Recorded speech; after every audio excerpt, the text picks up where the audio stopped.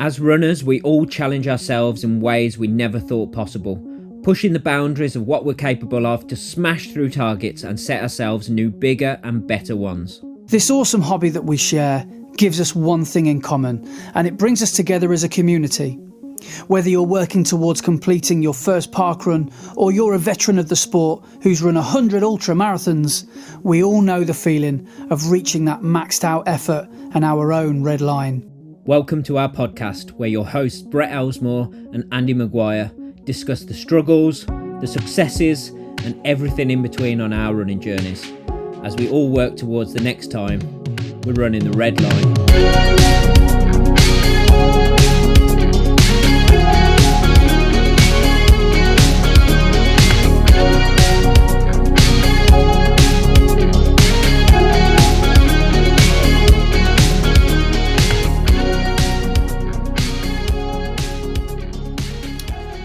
Hello and welcome to episode 87 of Running the Red Line. I am your host Brett, and I am joined as always by my co-host Andy.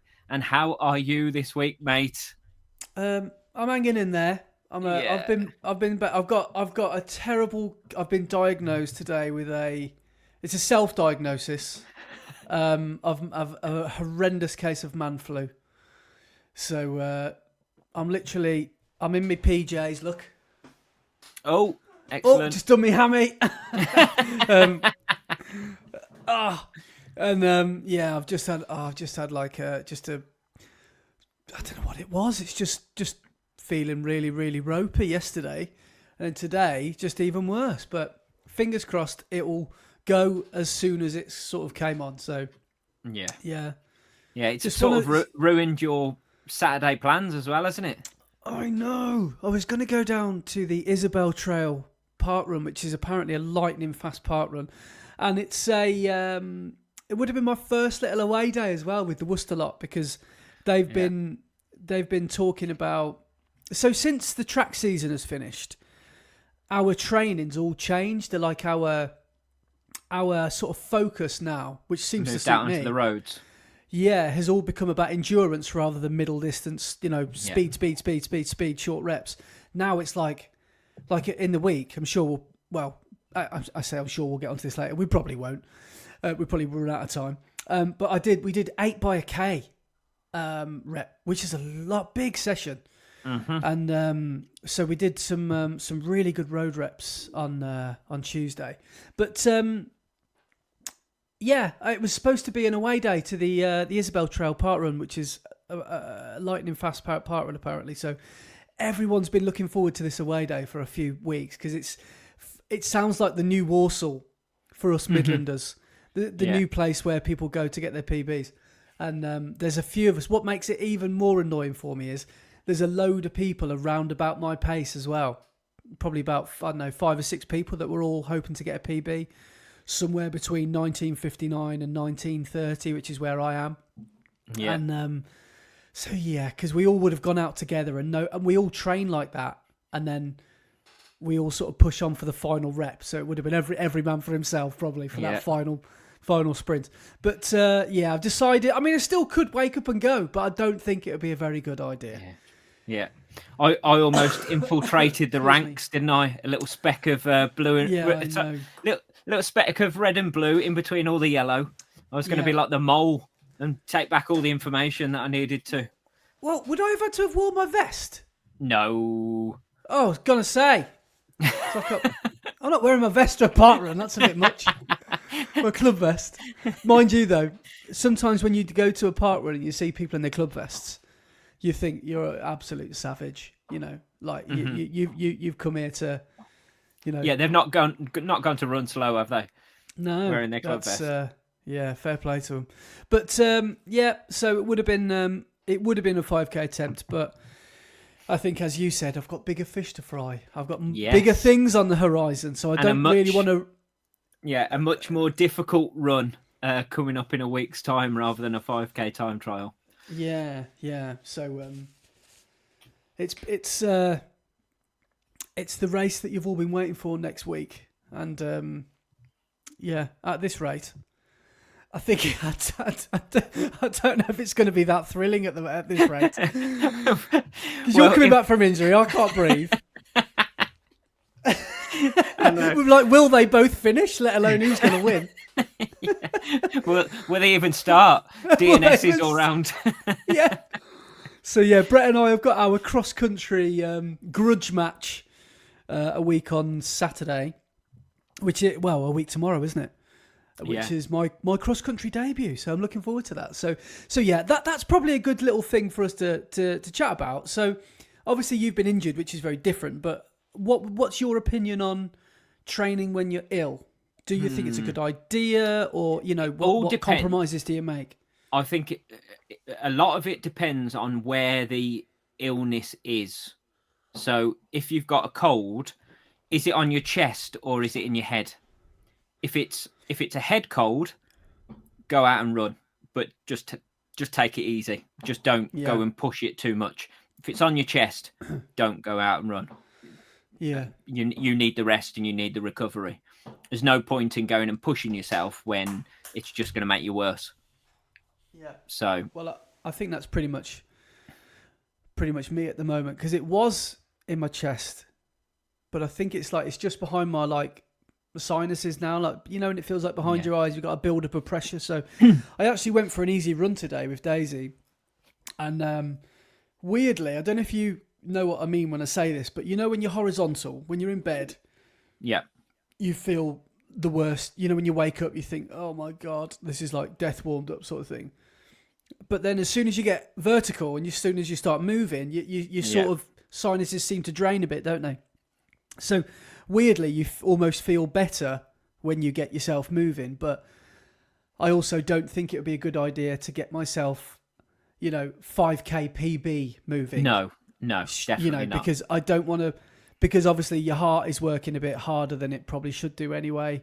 Yeah. When you're a bit poorly and you don't want to risk any. Do you track your sleep on your watch or anything? I don't think I've ever looked it up on Garmin, but I wear it all the time. Oh, okay. Because if it tracks your sleep and everything, have a look at your HRV, your heart rate variability. Okay. Because that will give you an indication of how well you are. Because if it's elevated, it means you're really relaxed, and it's possibly a good thing. Right. When your heart rate variability is elevated. But if it's low, then it's normally the sign that you've got an illness coming or that you are under the weather. Yeah. But I'm in one of those really annoying sort of...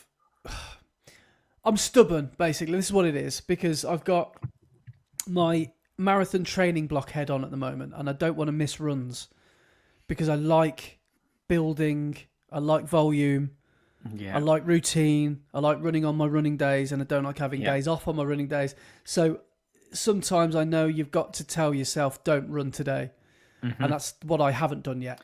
So I'm terrible for that, but I don't think I'm quite ill enough.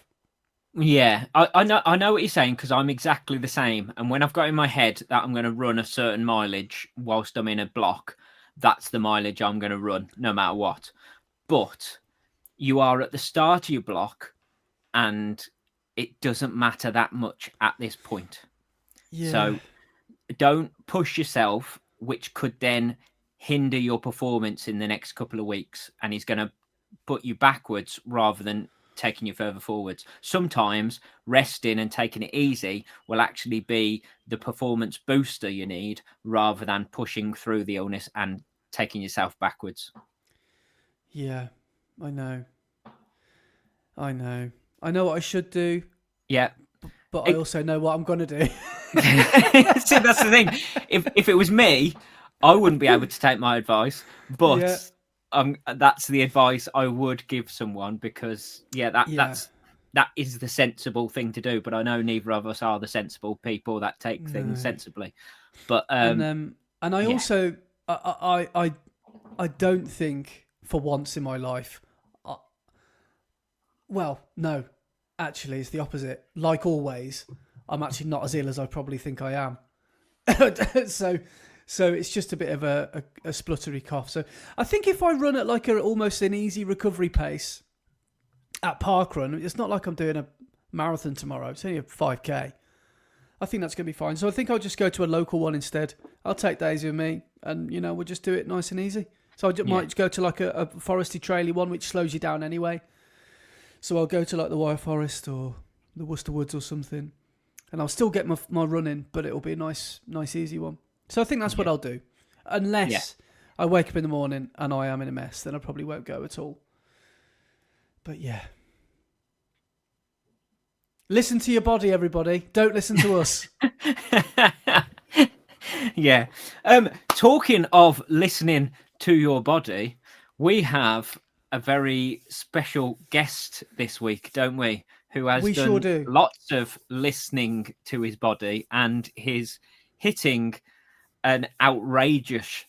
I'm going to put my teeth back in. An outrageous shape at this moment in time, the shape of his life. So shall we introduce our guest onto the pod? Yes. So we'd like to welcome someone to our podcast, someone that we're sure that you guys will probably know who this person is. We're really excited to have a chat with them because we think that they might like running even more than us. And we know that we can probably talk about running all night, and I'm sure we'll have a really good chinwag about it. So this next person could quite possibly be the fastest bus driver in the world. Running, I mean. Maybe there's some sort of bus driving competition. I don't know, at different speeds. But we'd like to welcome to the podcast, it's Matt Haslam, a.k.a. Matt Runs. How's it going, boys? How are you, Not too mate? bad. It's good to be on. I'm good. It's good to be on. So, how the devil are you? I've just been catching up with some of your videos this week, and how are you How are you enjoying juggling the running and the bus driving content on the YouTube channel? I love it. The bus driving content's hard to do. It's like I have to, when I do the recording, when I went and approached it with work, I come to them with an idea and they had no idea what I was doing. It's like a bit of a closed off industry. It's like they still deal with metro papers on the bus and stuff like that. And like when I started, it was like going back in time. So I approached them with it and they were like, the first company I worked with was like, no. And then the second company that's coming, they was well on board and they said, yeah, but we'll have to risk assess it. They did it all. So when I do the recordings, I have to record the full trip. So I can get like hours and hours and hours and hours of footage I have to go through to clip and chop and then sort of condense it into like a 30-minute video, sometimes an hour video, but depends. There's a lot I just took away.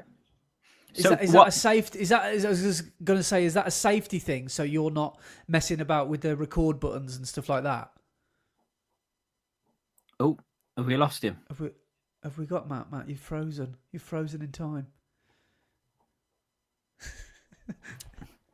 Matt's just frozen. What were we saying about technology? We were saying how fantastic it is and how much we love it. And here we are, wishing that we had good technology. Here he is. He's back. He's refreshing. Is he? Is he just had enough? He's gone. Ladies and gentlemen, that was Matt Runs on the podcast. What an appearance that was. Well, what the devil is going on here? So, if anyone's listening to it, Matt just... He's here back! He is. Like the He's genie back. from Aladdin. I don't even know what happened then. Probably the internet. But yeah, I can't. So I can't touch it. It just records, and then when it records, I have to go back and just go through all the footage and then edit. So what are you recording on? If it's recording for hours, what are you actually using? The Insta360, the actual 360, the X3. So that records in full 360 degrees. So I can change the camera angles and move it round so it'll look like I've moved it, myself, but I've not. I've just gone back in the editing process and just moved it. Yeah. So if I say, "Oh, look at this up here," the camera will just move that way. Okay. So it's pretty good. Yeah. But What's the battery life like on that then when you're recording? you can usually get about an hour and a bit, depending on what quality you're recording in. But that's enough to finish the full trip. Like we go from point to point, so you can go from like Wythenshawe to Piccadilly in an hour, maybe a little bit over, or you can some of the trips that we do are like half an hour, so you can literally just fit a few in. But you can must get be coming home with so much footage there. bags of it. Yeah, bags of it. Yeah. I've got loads of SD cards, but I love editing. I love going back through it all and doing it. Yeah, awesome. And so I like, saw. go on. Well, not a lot of people are doing it as well on YouTube. You know, with the buses. Yeah. Yeah, you've So hit a bit of a niche, haven't you? Honestly, it surprised me how how it snowballed so big. Because I was just 1 minute I was doing it, next minute I've captivated a whole nother audience. You know, the transport community type thing. You get the running community that watch the running stuff, and then you got the transport community that have like come in for the bus stuff. Yeah. That was something I was going to ask you about, actually. How does your audience sort of like feel about the fact that you still on the one channel, but you've got that two completely different types of content happening? Do you get many comments about the fact that you're putting bus driving related content on from runners and vice versa? Well, I keep the Instagram to running, but the YouTube, I have both. I just throw the bus and the running on because I want to. If I can get more people in, because the new audience has come in, it's like if I can get more people into exercising, it's all the better. So a lot of people love it. A lot of people say I'm just there for the bus stuff, but you know, I won't watch the running, but I enjoy watching you or something like that. So it's like fair play. But at the beginning of all my bus videos, even then, I'll throw a running in the morning, or I think my last one I did a run after work, but I threw it in at the beginning and did like a time shift of it. Yeah. So I just always try and, because a lot of it's young kids.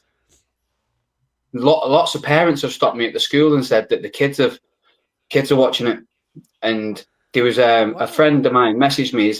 His missus works at a special school near me, and he said that she was in the halls and she recognised my voice and went in the room, and the kids in the school were watching it on a projector. Oh wow! I know. What? I know. Yeah. So he said he's the only way I could get a bus to the school. So I had a word with the management, and they said if I can go in on my day off, I can take a bus into the school for him. So I know. So I'm going to try and arrange to do something like that for him to get him in there, because it's blown me away how many people really watch it. That's incredible. Amazing. I know. Especially like with the kids with the special needs. I love it. Oh, brilliant. Yeah, that's fantastic. So with your bus driving, obviously you've transitioned in your working life from being on the building sites and now bus driving.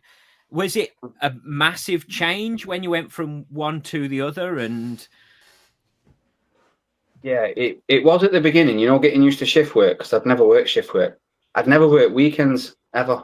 The odd Saturday here and there, but now I'm working every other weekend. So it was a little bit hard to get used to the shift work, and just sitting in that bus all day, I didn't realise how it can just be bad for your posture, really. Yeah. That was about it. But the shift work, the shift patterns, getting used to that, and the mental stuff, you know, with the driving where you're consciously thinking about doing things, because it's so big. The bus is massive. It's like 45 foot long and almost 15 foot high. At the start, you're so nervous when you're driving it. I was anyway. I'm thinking about my mirrors, how wide it is. Will it fit through this gap? And I'm constantly doing things I wouldn't usually do in a car. And I'm in every single mirror, And then when I got home at night, I was so tired. And I'm thinking, why am I so tired? Like, I've not done anything all day. And because my brain was working. And now I'm doing them things subconsciously. It's like my brain's just been trained to do it. Yeah.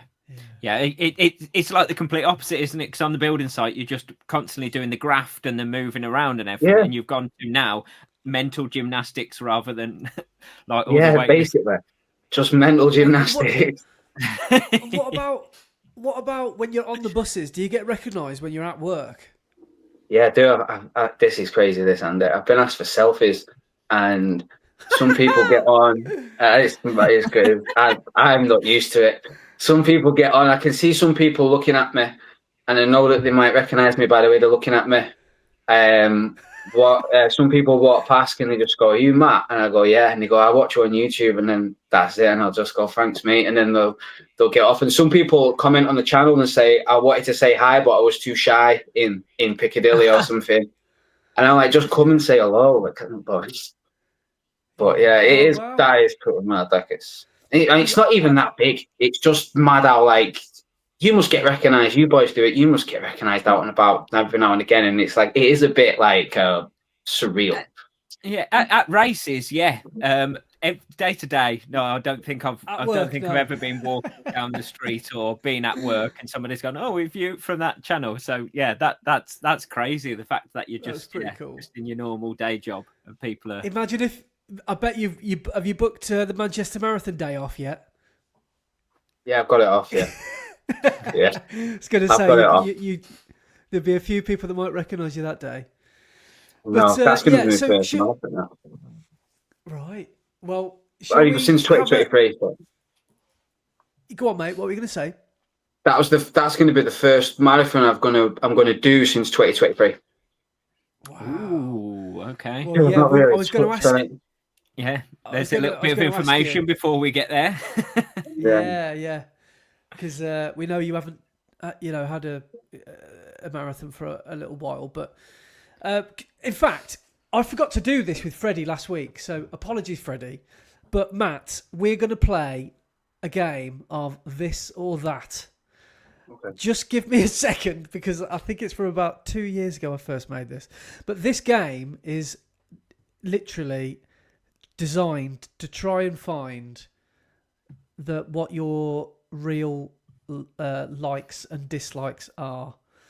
I'm just trying to fill some time here because I'm still looking for it. Prepared as ever. But yeah, I wish I could remember them. It was like Aldi or Lidl, Coke. Yeah, that was the first question.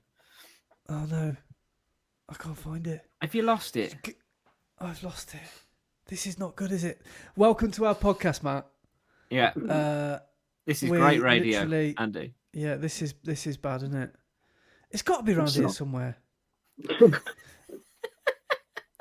Right, while I'm looking, Matt, why don't you tell us how you got into running and where your journey of fitness all began?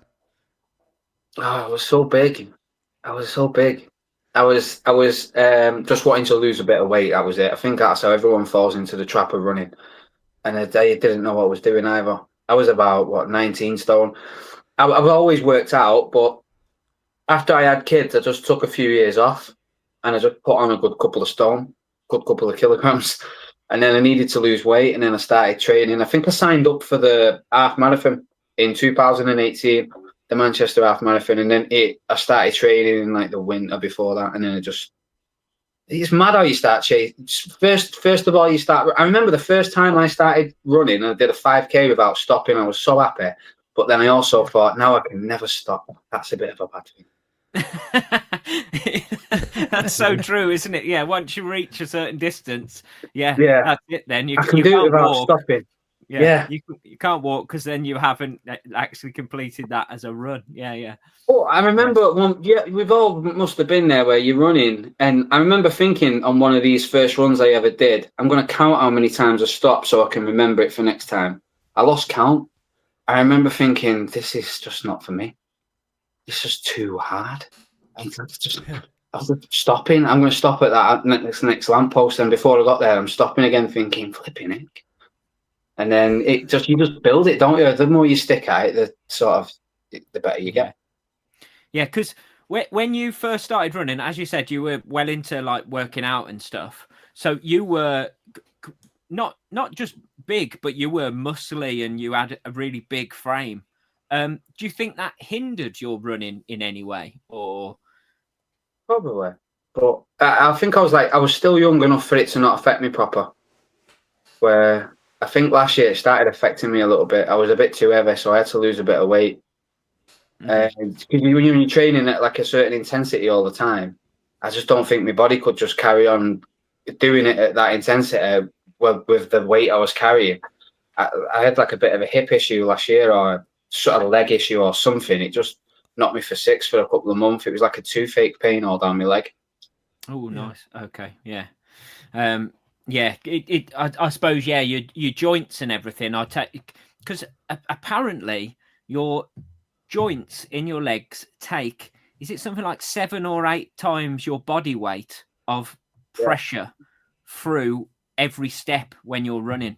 So obviously, if you're carrying even more weight, that's extra times 8 every step. Oh, wow. So yeah, your joints aren't going to be very happy, are they, with that amount extra what pressure about, going through them?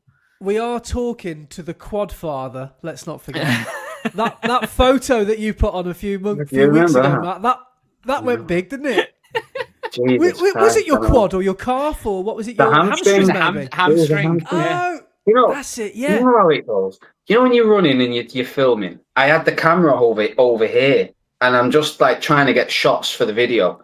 And then when I was going back and I was slow motioning it, I thought, flipping it. And I paused it and I thought, I'm going to screen grab that and post it. And then it just, I looked at my dashboard on Instagram. It said like 1.3 million views on my Instagram page. I thought, get out of here. So I was just snug. And I looked at the insights. I was like, wow. That was pretty bad.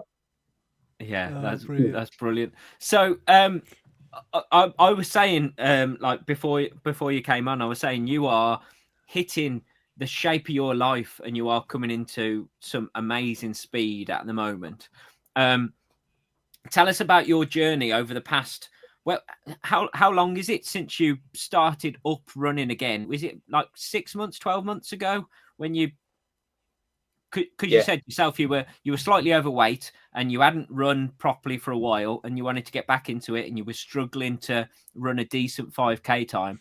And since then, you've just been so consistent. You are now running times which are incredible. Yeah, I spent 5 years looking for a PB, and I could never get one. Since 2019, since the introduction of the super shoes, I got PBs at the end of that year, all 2009, and I could never catch them. I'd never beat them again. And I just thought maybe I peaked back then and that was it. And then I was a bit out of shape last year, beginning of last year, because I had a bit of an injury. And what happens when I have an injury? I end up binge eating and putting weight on, like, because I can't train. And I just ended up falling into that spiral of just all of a sudden I thought, whoa. And then it's bad when you say to yourself, I'm going to start again next week. And then even the people around you don't believe you. And then I thought, all right, this is I've had enough of this now. I am starting. But yeah, it's been good. It's losing the weight has probably been the hardest thing, because I can always train, but the mental gymnastics of not eating is probably been the worst. But other than that, the training, I think, like getting rid of the excess weight that I had that I wasn't willing to lose before has definitely helped me go a little bit quicker. Mm-hmm. Yeah.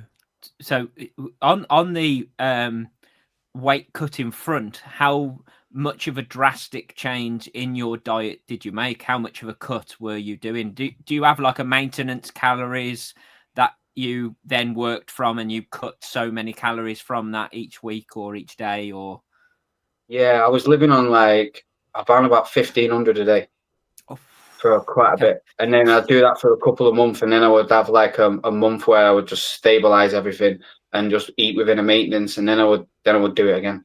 Yeah, because what is your maintenance calories out of interest? It says if I was doing nothing, my BMR is 2,000, so that's like you're doing nothing. But if you contribute, if you add that with the exercise as well, I don't know, maybe about your watches get it wrong, don't they? So it'll tell you burnt 1,000 calories on a run. I don't believe that. So I reckon maybe around about 3,000 to 2,500, 3,000 tops if I'm the way I'm training now. Because I think the calculation is it doesn't matter how fast you run it, but every mile you burn 100 calories more or less.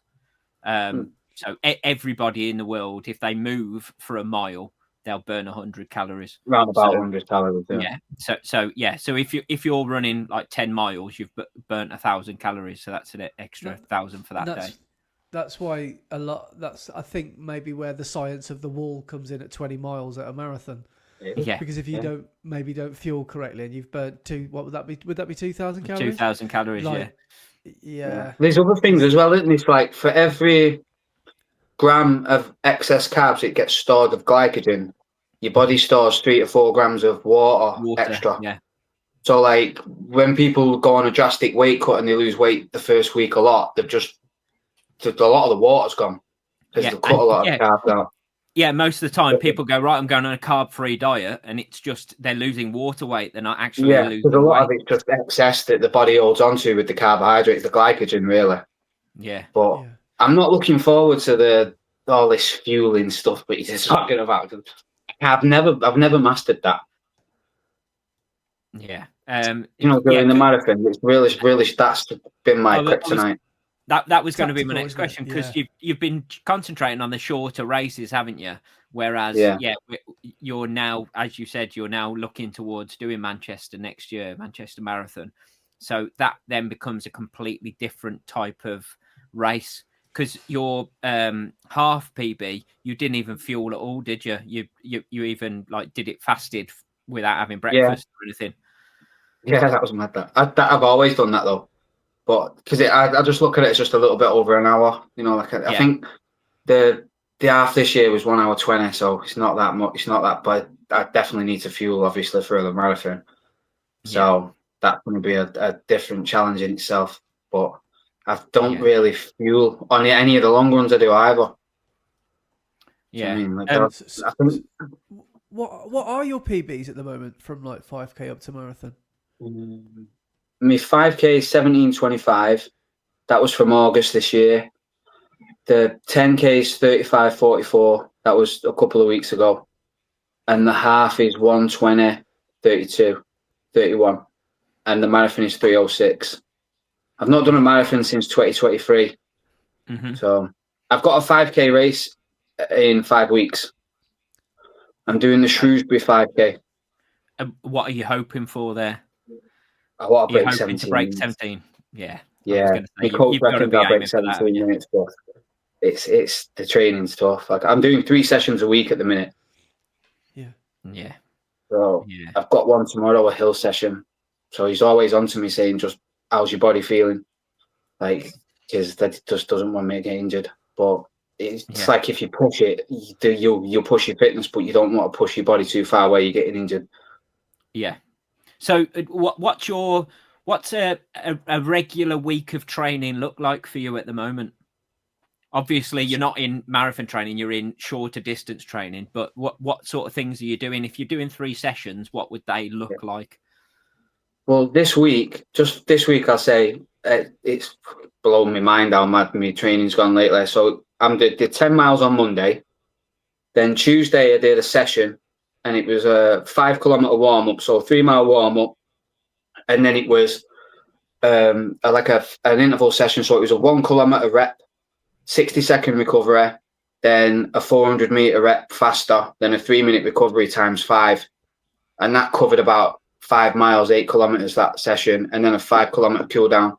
So on the session days, I can be running 18, 19 kilometers, sort of 11 and a half, 12 miles. And then Wednesday was 10 miles again. Thursday was a threshold session. So that was yesterday. So that was a 5K warm up, 4 times 2.5K at threshold with 60-second breaks in between, progressing it. So starting at just under 6-minute mile and pushing it through the 2.5 kilometer reps, trying about 3:42 kilometer pace. And then the last rep finishing at 3:37, kind of 5:38, 5:35 mile pace, something like that. And then a 5K cool down. So another a big volume day. Then Friday's a rest day. And then tomorrow I'll do 5 800 meter hill reps with 5K warm up, 5K cool down. And then I think Sunday's a 20 kilometer run. So look at 110k a week. That's more or less like every week. But some weeks I've got 2 sessions in where I'll just do a session on a Tuesday and a Thursday, or a Tuesday and a Saturday, depending. Yeah, yeah. And if it's a race week, it'll be tapered down. Yeah. And on the days, so like on your Monday and Wednesday and your Sunday runs where you're doing 10 miles or 20k or whatever you're running, what sort of pace are you running that at? Is it that just nice and easy, no effort at all? Yeah, no, I get a lot of tip for this sometimes. So me 10-mile that I'm doing every, say, Monday, Wednesday, and I think I only do 2. I do a Monday run, then I have my interval session, then I do my Wednesday, then I'll do my threshold session. So I think the 10-mile easy ones I do, they're kind of like around about 7:15 minute mile pace, something like that. 7:15. Wow. Yeah, Okay. 4:30. I know. So that's not really easy pace. It's really. like 4:30 kilometer pace. Some of it's quicker, some of it's like 7:10. Some days, but it's like I fall into like a rhythm. You know, you ever, when you start running and you get into a rhythm, and you're not breathing heavy, you're not feeling hard. It's not like anything's laboured. You're just feeling okay. Yeah. And it just like, and once you start at a certain pace and your body falls into like this trance, this rhythm thing, you can just keep it going. I think once I get over 10 miles at that pace, if I've not fueled, I do 3 laps of a 5-mile loop. So if I'm doing a long run, doing like 15 miles, but the 2 laps of the 5-mile loop is, I can take that pretty easy at that kind of pace. It's not that bad. How do you sort of judge and gauge these paces? Are you just, have you got to a point where you just know what easy feels like and what threshold feels like, or are you looking at heart rate? Are you looking at pace? Pace, more or less, on the sessions. On the easy days, I'll just go for a run, and then after like the first kilometer, always takes me about first 2 kilometers. I'm always warming up into it, even on the session. Yeah. And then I'll just sort of just fall into a little natural rhythm where I can look down at my watch and think, flipping heck.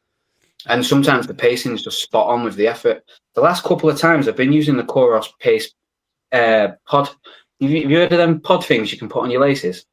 Yeah. Yeah. So Coros has got one, and that, I've had to not use it. It was okay at first, and then I did a 10-mile run on Wednesday, and it had me, I ran well over 10 miles. I looked at my watch at one point, I wasn't even moving. Thought, this is a joke. And I'm sure it was down to the thing on my foot. And then when I took it off, it was okay. So, but yeah. What's the purpose of that? It actually, to be fair, it's worked more than it's not worked, but it's supposed to give you a better judgment of pace. And so if you're running and you slow down, your watch usually takes about 20 seconds to catch up with it. You look at your watch and you're still running fairly quick, even though you're not. Yeah. This is almost instantaneous. It slows down with you, and then when you pick up the speed, it will register that you've picked up the speed a lot quicker than what your watch does. Yeah, I think it's also to check out your cadence and what your turnover is and your power, and also it measures how high your feet are lifting off the ground as you're going through your stride cycle. So it's like the Garmin version of a stride pod. Basically. Yes. Yeah. Like a little penny that clips onto your lace and it connects to your watch. And then the heart rate armband as well. That seems to be okay. I'm not sure how accurate it is to the chest, but I seem to be getting good readings off that armband, the Coros one. And it's a little bit more comfortable. Right. Yeah, I've never used a heart rate monitor. So I've never used a chest strap or the arm one. I've just, never really gone for it. Do you pay much attention to your heart rate when you're training or racing? I did at first, but have you when you've been running and you get to a certain point where you can just tell you're breathing, your heart rate's high just by how you're breathing, and you just think, I'm going a little bit too fast there, and then you sort of know. I have a feel like I look at it and I think, I bet that's in the 150s, and then it is, and you think, I need to just. Maybe I'll just run up that hill. Maybe I'll just slow it down a bit. And then you can feel it come down. And then you sort of get a little bit more in touch with your body that way. But I'm a little bit of a data geek as well. I'll go back and look at it and like, Yeah. Do you know what I mean? Yeah, I think but we all. You know what I need to do? I need to go into one of them. lactate threshold tests. I'd love to do one of them. on the treadmill with a proper mask and everything, and all your times and in your paces. I'd love to do that when I get a bit back into shape. I bet like some of the universities at Manchester or something have got some good sports science labs. Yeah, they do. I've been inquiring this week actually. I asked my coach because he's fairly knowledgeable about it, and he just said make sure you get a sports scientist doing it. Like, do your due diligence and look around and get a sports scientist doing it. Like, don't just go with whoever. Just find a decent one. There'll be someone around, and get someone that's a sports scientist to do it. And he said the best one to do is a lactate threshold one. Get that one. So I'm just gonna look around and see if I can find one for next week. What is the test? It's like a all-out 10 minutes or something, is it? Or they increase the pace regimen. Like, so they start running slow. Threshold keep it up. Periods. So it's and they take your lactate in between. So they can literally, as you're running fast, they'll stop you, take your lactate, you'll get back on, and they can tell where you get that sudden spike where your lactate just goes right up. Because you have a climb, don't you? And then you just get that turn point, what they call it, where it'll just suddenly go, and that's where you can tell where they'll just know where it is. But it's always interested me to do something like that because I don't even know my maximum heart rate at all. No. I haven't got a clue. Yeah, because the whole calculation of that 220 minus your age is just a load of rubbish, isn't it? Well, yeah. Have you ever watched the Two Running Brooms channel with John and Dawn? Yeah. He gets his heart rate up to 190 or something like that, John. He's living proof that doesn't work. So I bet it does work with a lot of people. Don't get me wrong, but there's always an outlier somewhere that it doesn't fall in line with, doesn't it? Yeah. Well, I was listening to Dan Nash's podcast the other day, and he was talking about, because he does that lactate threshold testing for people who come down to his lab. And he said in one of the tests he was doing, one of the guys, his heart rate went up to almost 220 at maximum, which is like crazy. A baby's heart rate. Yeah. That's mad. Crazy that. Yeah. At what point is that dangerous though? Is that like? I don't know, but obviously different people have got different heart rates, haven't they? It's not one size fits all. You can't just go, oh, you're this age, your maximum heart rate needs to be this. If your heart rate is different, and it's how it suits you. Yeah, I don't think you can push beyond it anyway.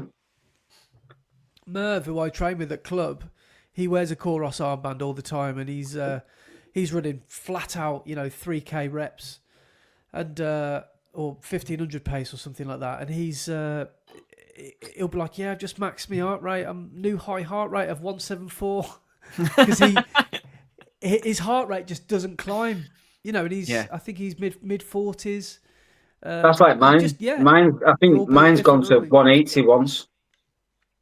Oh, really? And wow. Yeah, that's crazy. Okay.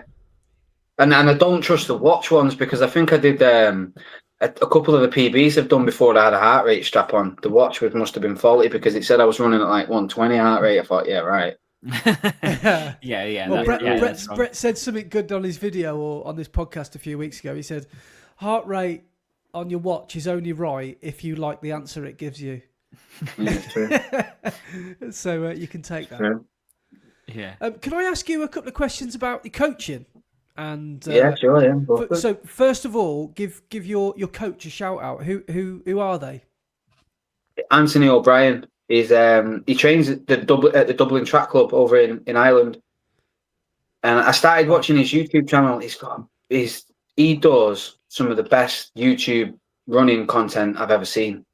Because he has like a professional videographer that does all the shots with the drone on the track. Yeah. And he trains with really hardcore 212 marathoners and things like that. So he's like, they have like a saying, like if you're the fastest in the room, you're in the wrong room, sort of thing. Yeah. And he's like, he's always catching everyone else, but he's learning off like a lot of the good people that are there. So since I've joined up with him, I messaged him back at the end of May, and he asked me for a look at my training, and he took a look at my training for a couple of weeks before he became my coach. So I guess he knew what he was getting himself into, and I can't fault it, to be fair. I was struggling to hit 80-kilometre weeks before that. My body, I felt like bits were falling off me. Got to get into just 50 miles. And then all of a sudden now, somehow I'm running, like 60, 70 miles. So it's crazy how it's turned around. So what are the adjustments you've made, or any tips or bits of advice he's given you to get that extra volume? I used to think like the extra volume used to be more running. Like, I mean, running's progressed, but it's started like I was running 7 miles a day, sort of average, and then we upped it to 8 miles a day, and then 9 miles a day. But then he padded me sessions with like a bigger warm up and a bigger cool down, and just said take them easy, do your sessions, but that increases your volume. So, like, say if I do 3 sessions a week, I can be doing like nearly 20k in a session. That just adds on to the extra mileage sort of thing. And threshold, we've been doing a lot of threshold work, quite a lot. And now he's sort of shifted after this 10k, Trafford 10k, to going to try some hills. But he just said, like, we're going to throw in a lot of hills. So I need to know if your body's feeling tight, let me know. So I said, okay. But I'm game as a badger. I'm like, just give me whatever you need to give me to get quicker. Like, I'll do it. Yeah. So I'll do anything. Does he prescribe paces for your runs, or is that down to you? He just prescribes what the session is. Yeah. So the paces are done on Training Peaks, and it goes straight to my watch. So all the workouts I can see for the week gets loaded onto Training Peaks, and that gets synced to my watch. But they have paces on it, but it just is, this is what the pace, say an easy day, this is the pace you prescribe, but you know what easy feels like. Don't push and break yourself if you're not feeling too good that day, because each day is different. Some days you just might not feel it. And he said, if your body feels tight, take a day off. You'd rather take a day off than take a month off by pulling something. So it's sort of done like that, but it's sort of good having someone to say, no, you can do it. Like, I'm talking about breaking 17 minutes. I've never spoke about that. And he's like, listen, you'll be able to do it. Don't worry about it. You can easily do it. So it sort of gives you a little bit of a lift, like doing that. I said, I want to break 18 minutes. He's like, oh, you'll do that easy. And then 17 and a half. I was like, wow. So, yeah it is good. Are you doing any double days, or is it all singles? All singles. For now, anyway. I hope. But I don't mind doing the doubles. I told him that at the start. But I think, for now it's just singles. But some of the running I've been doing is really early in the morning. So I was going to say that. Yes, some of your training times are a bit crazy, aren't they? Because some of them you're going out stupidly late at night or getting up stupidly early in the morning and running before anyone else is awake or around. How on earth are you doing that? How do you do a session at 3 a.m? That's crazy. Andy, I have no idea. I used to be one of them guys I would look at people who run in the morning and think, how do you do that?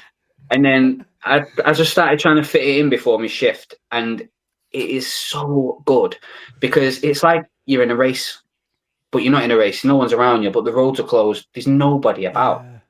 I mean, you still have to be wary, the odd taxi knocking about on the street, but I don't wear my headphones. I'm just out running, and all I can hear is the sound of my feet and me, and that is it. Like, it's just honestly, it's hard to describe. It's just beautiful. I love it when I get them days. But it's getting the sleep as well. I have to get my head down about 9 o'clock at night to do that when I'm up that early, getting up at like 2, 3 a.m.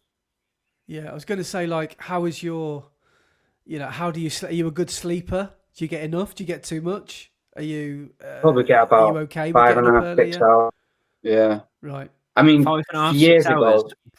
yeah, Okay. 5.5, 6 hours. That's at the most, but like that's like a lie-in compared to because I've got 6 kids in it, and I've for the past, I don't know, let's say go back a couple of years before this, I hardly ever slept. They're just the babies are up, and you just up, and there's that many of them.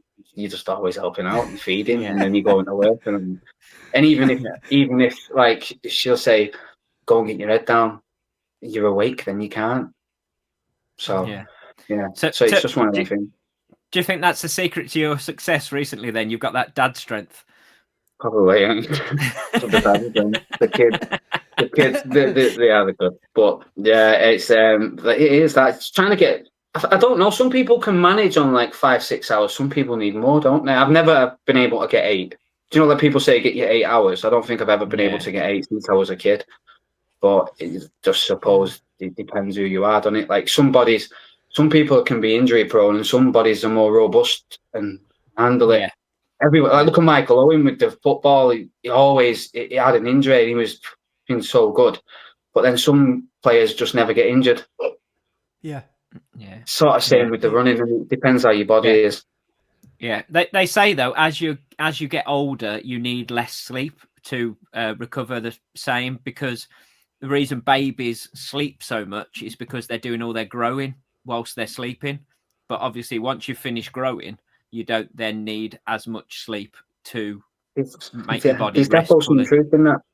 I worked before I started on the buses. My boss was 65 years old and he could outwork a lot of people. He was a grafter right until before he retired, and he used to get like 3-4 hours sleep. I said, "How?" He said, "I can't sleep." That was it. He said he just couldn't sleep. Wow. And he was in his 60s, and he just said, as you get older, that's just what happens. And I thought, wow, okay. Yeah. But, I can't wait to be old. So much more time for activities. I'm telling you. But no, I definitely advocate the early morning running. Someone to give it a go. Just early morning. You know what? As actually, it had been a bit of a shift around with that. My little girl's been training all through the summer holidays. I love her. She's every morning in the 6 weeks holidays, 6 o'clock. She's been getting up, training, going running because it was dead light, and now it's dark in the morning. It sort of like lets you know a little bit like the difference between men and women, because she's too scared to go out and train now in the morning because it's too dark. Yeah. So she'll go and she'll have to do it straight away after school because she doesn't want to do it too late at night. I never used to think about that. Yeah, you know, because I'll train whenever. It's a shame that they have to think like that, isn't it? It's crap that the world's got to a point where. It's like, I never had that in my head when I'm going training at any time in the morning. My safety, it doesn't bother me.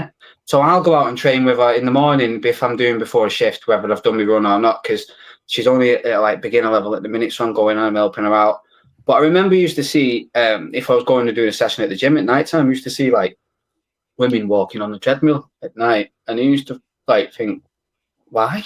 And then obviously, because he's just not that. I've not got that thing in my head where I'm thinking that way. It is.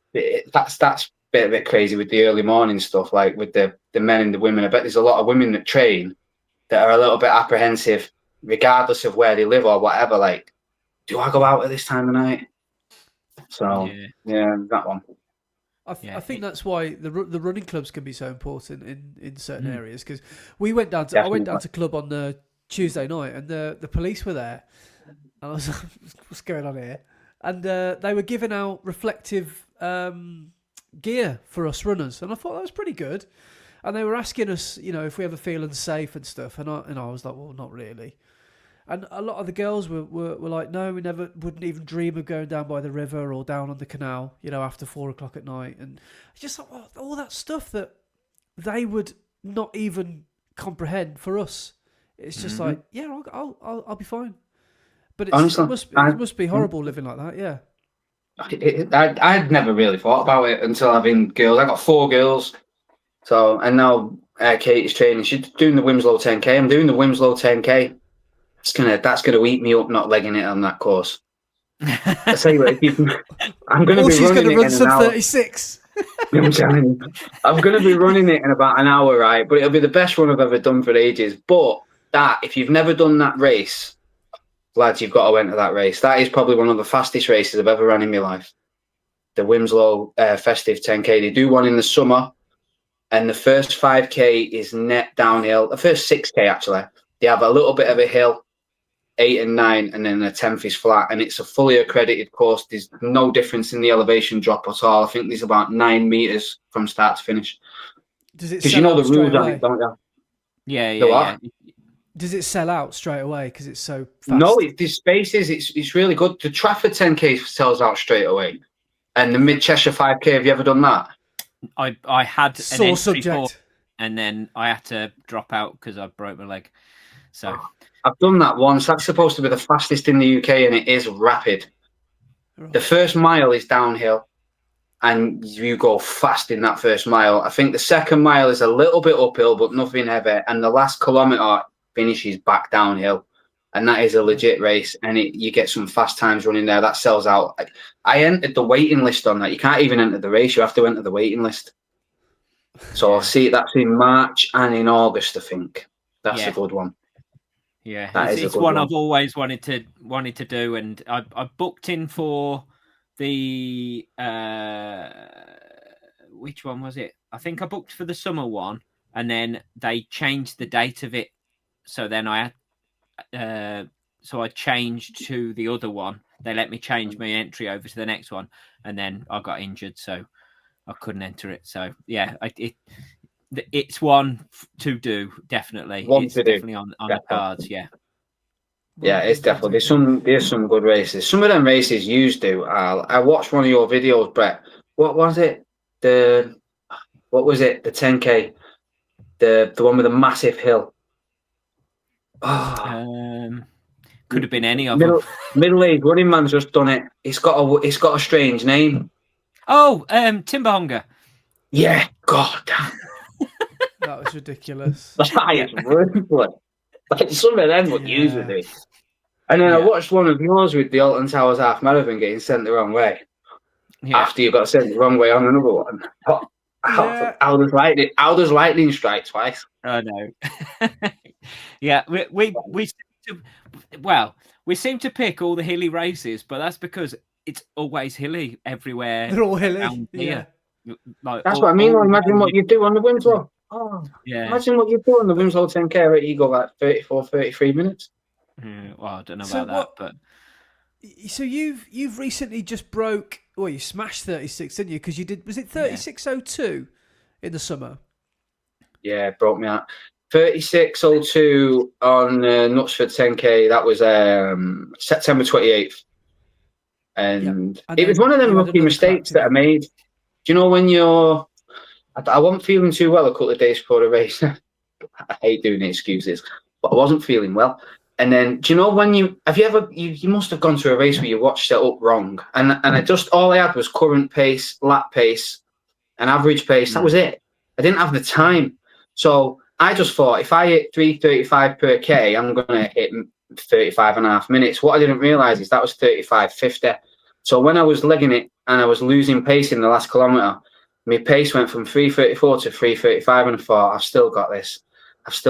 And then I didn't have. If I would have looked at the time, it would have seen that the clock would have been ticking. I would have thought this is going to be close. But when I got near the finish line and I seen 36:08 or something on the gun time, I thought, I've missed it.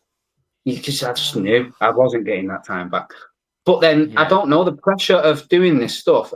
You guys know what I'm talking about. When you put it out online on YouTube, you're going to run a time, and then you don't run a time, and then you're like. And then all of a sudden, I was getting people saying, "Never mind, you'll get it next time." Even though I ran a PB, and I kind of like bought into it a little bit, and I didn't enjoy the PB that should have just been like buzzing with. But that's the danger, isn't it, of setting a hard target? Yeah, and you've still got a big chunk of PB land, and you hit that, you smash into it, but you still come away from it disappointed, and it's like. Why do we do it to ourselves? Like that might happen to me at my next marathon, but I think it's good to have those big ambitious targets, isn't it? Oh, of course, because if you don't aim high like that, as high as further than what you think, then you might never land somewhere where you're actually going to land.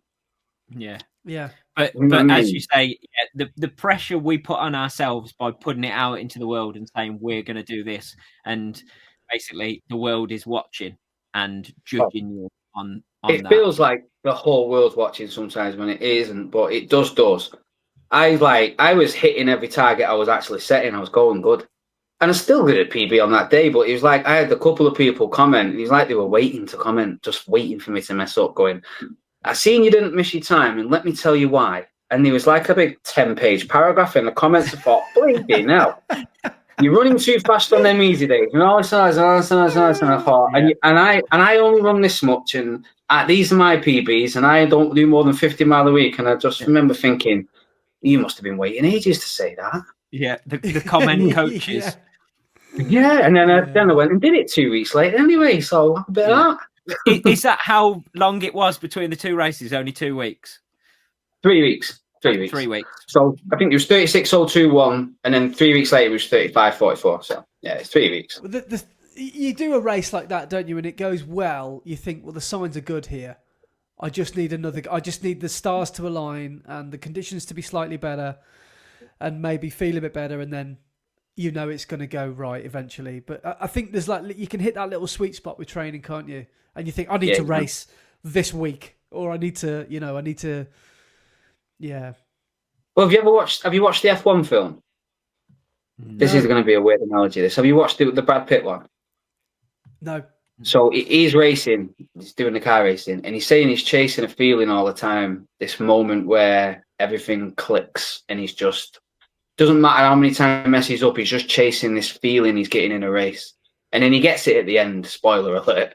But it's kind of like that with a racing for me. Like, you ever have them races where you just feel so good, and you're looking and you're thinking, this is the best, and then you're running quicker than what you ever thought you would have run.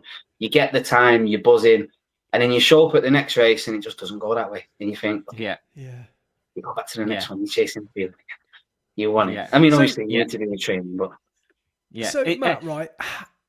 Go on. No, you go, Brex. My question is a big question. I was just going to say, you always get those moments as well where training feels brilliantly, and you think, if only races could feel like this, because you hit paces in training and everything's going brilliantly. You feel great at that pace, and then you turn up to a race and that pace always feels slightly harder, or it just isn't your day, and you just wish that training was actually the race rather than So Matt, how do you like to race? Do you like to race, quite aggressively from the gun? Do you like to, just not take it easy and then try and negative split, or do you like to positive split very deliberately, or are you an even split kind of guy? I'm like an even split kind of guy, I think. Do you know what I do? I'm like a little geek. I'll look at a race and I'll think, right, okay, so the Timber Hunger 10K, let's see, Brett's done that. Let me check his Strava. Let me see where the hills are. And I'll prepare like, well, I'm prepared there. That's going to be a bad section of the race, so I'm going to be ready for that. And I'm going to run that bit hard. That bit I know is going to be hard, so I'm not going to get too discouraged if that feels tough. And then I'm going to give it what I can at the end. Sort of like race it to the course, sort of thing. Yeah. That's what I try and do. So, like, if it's a downhill first half of the race, I'm not a big advocate for banking time, but I think the effort is the same. If it's easier going that way, but you're still doing the same effort, but you're going faster, you're okay. It might not look as clever on Strava if you've gone really quick then slowed down. But if you do it tactically right, you get the race right, don't you? Yeah. So you're a sensible, calculated man, whereas I think me and Andy are just silly and we just turn up to a race and whatever happens. whereas you know the course and you've already mentally run the course and know exactly where all the hills are before you even step foot on it. We just charge aimlessly into battle. I think I got bit a few times. I got bit entering races, and I look at the description. It says flat and fast, and I think perfect. Then I'll get there and I think, what? Yeah. This is neither flat nor fast. But yeah, so I check the course out, but like, I'm not really big on the races. I don't really know many. I wish I knew more about races. I actually messaged the two running groups, John and Dawn, because I know they did the upcoming 5K, what I'm doing in Shrewsbury, and John messaged me back and said it's really good. It's fast. It's on a cycle track, and the same outfit that do it, do the Mid Cheshire 5K. It's a Run Cheshire event. Oh, okay. So they said, I recommend it. So it's just a day out, and it's just something to keep accountable for over the fat season, where I know I could just easily put weight on. Yeah, so that season very well. With your PBs, you are like pretty much where I am with my PBs. So like our 5K, 10K and half marathon PBs are so similar.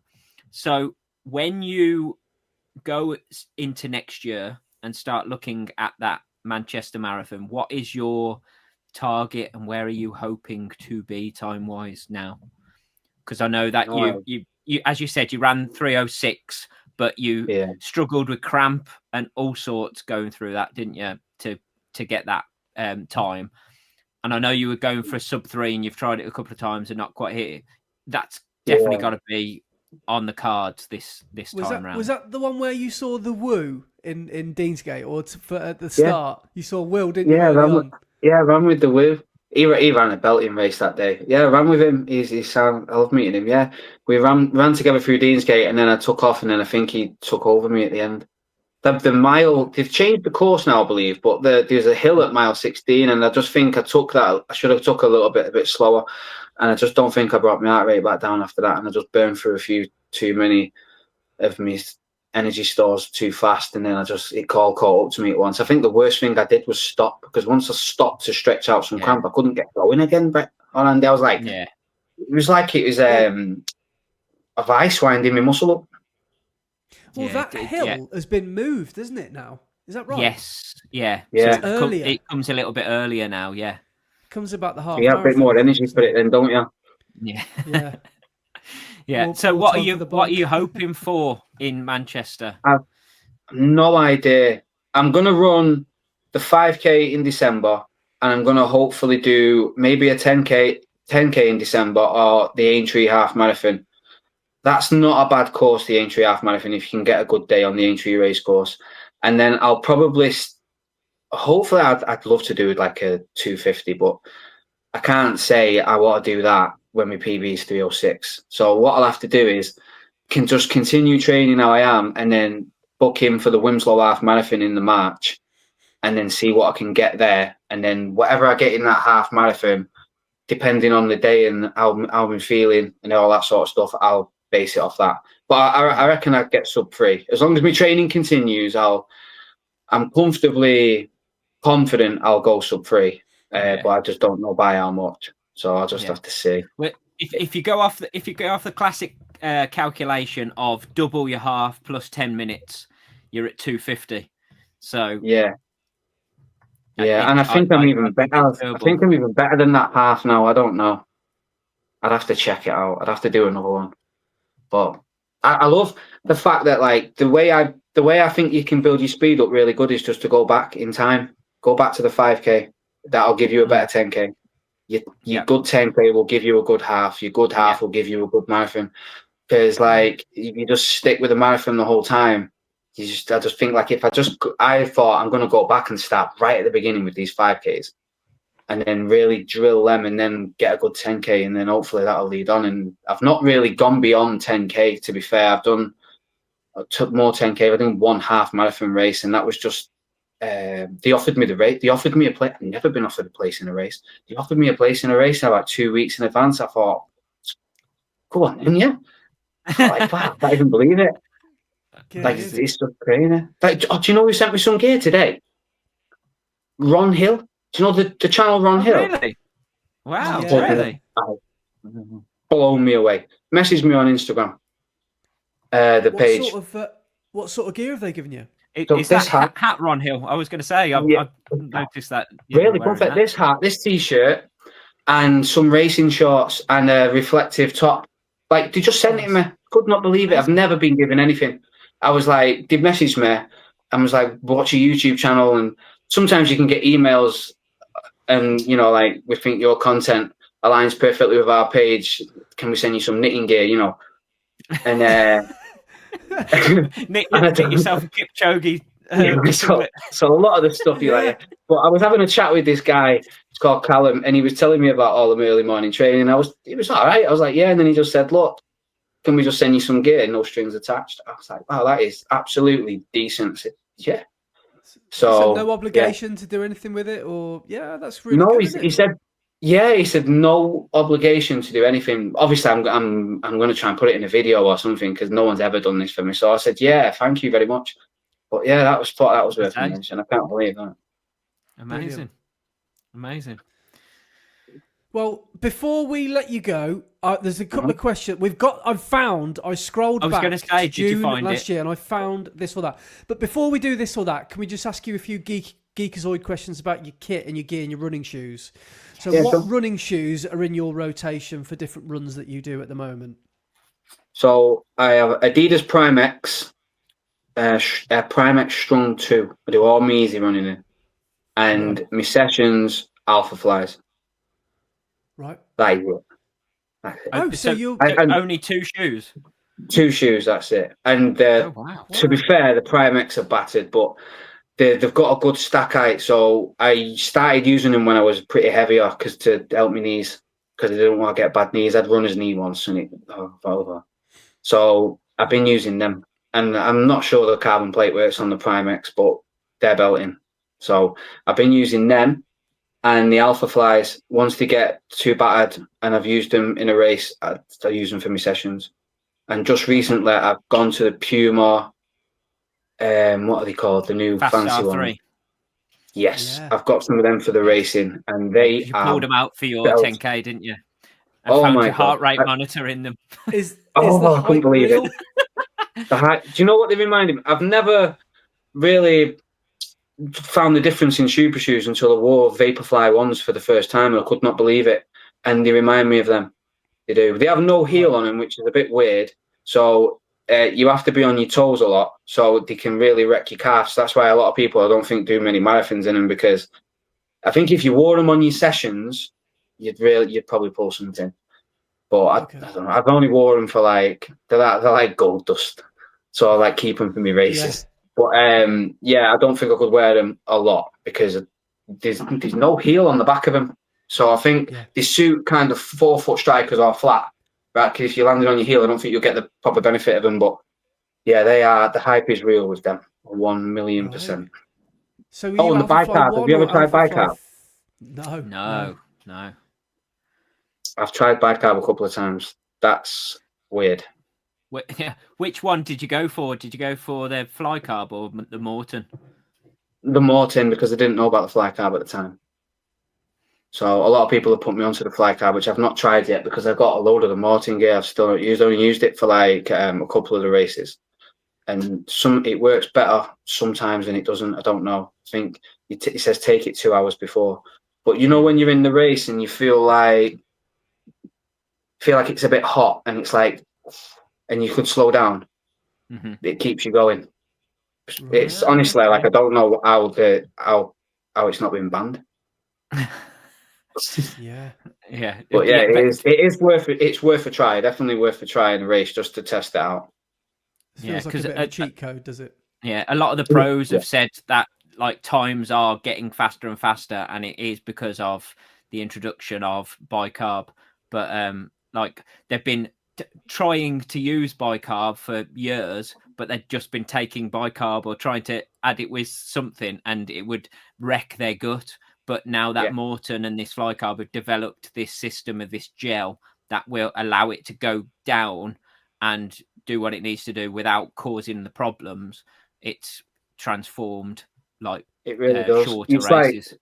200 ml of water with this white dust that you stir that turns into it reminds me of paste, wallpaper paste. And then you tip these little balls into it and mix it up straight away, and you just eat it straight away without chewing. And there's only a little bowl. And once you eat it 2 hours before a race or a hard effort, a training session, whatever. But it even says on the box, don't take more than twice a week. Right. But yeah, it's worth a shot. Oh, okay. And it's supposed to be a lactate buffer, isn't it? So isn't it for fast races? Is it a marathon? Well, is it some a recipe people for use a fast it. Marathon, or is it more of a? Some people use it for ultras. So what's his name? The really good ultra runner, Killian Jornet. I think he uses it, and he uses it throughout the ultras as well. So he has feed stops where he takes more and carries on. I was never really I don't really take it. I was like, no. And then I seen it on a few, and I thought, you know what? I'm just leaving gains on the table here. I'm going to try it. trying to be old school and not doing this, not doing that. But I'm going to give this a go, and I give it a go, and I thought, now I know what everyone's talking about. Yeah. But you know, then in the next breath, I seen Brett do close to a 17-minute 5K in little shoes, so that one far off his PB. So like, it really is the placebo effect sometimes as well. Do you know what I'm saying? Yeah, I mean, I bet them little shoes wrecked your legs, because I watched a couple of videos afterwards, and you was like, I can't even walk. These are killing me. But this is the good thing about carbons, is the aid recovery a lot, don't they? As more the your running economy, it improves, not your speed. So it makes you more economical, because it keeps you cycling a little bit quicker, the carbons, but you still run that fast 5K in little shoes, to be fair. Yeah. Well, that's the thing with carbon shoes. Yes, they do help, but you still got to run the race. You've still got to go from A to B. Well, that's it. You can't just strap them on and just, increase straight away. Yeah. Right. Have you What found was the other this one? and that questions? I have got my my little quick fire round of questions for you, Matt. So let's play this or that. Matt runs. Okay. Here we go. Number 1, Aldi or Lidl? Aldi. The one that does do the brands. So if I can get Heinz from it, I'll do it. Well, Aldi does brands. Did it? Is it Lidl So that do their Lidl. own brand? Well, they both do their own brand and both do some brands, but it's like Aldi, because that's closest to me. Yeah. Good answer. 5K or 10K? 10K. Miles or kilometres? Kilometers. Pepsi or Coke? I think we might know the answer to this one. Pepsi. Oh, Pepsi Max. 'Cause it's sugar-free. Half marathon or marathon? Half marathon. Road or trail? Road. I don't think I've ever seen you on the trail, you know. no. Have you ever done a trail race or have you got any trail shoes? No. I was actually talking to the fella from Ron Hill about that, because he said he's a trail runner. He said you need to do some trail races. Said I'd never even thought of it. I've always been too nervous about twisting my foot and ankle on a root tree or something, unrolling it. But I've heard it does make you a stronger runner, because it stabilises a lot of the muscles in your feet, because you're running on different terrain, which is good. But I've just not got no trail shoes, and I've never really. I should do though. Yeah, maybe. What do you call it? Master Mount Altrincham first, and then take it from there. Yeah, I've been asked about ultras as well, and it's like I want to do some of them, but I've always said that I need to break that 3 hour first, and then I'd love to do an ultra.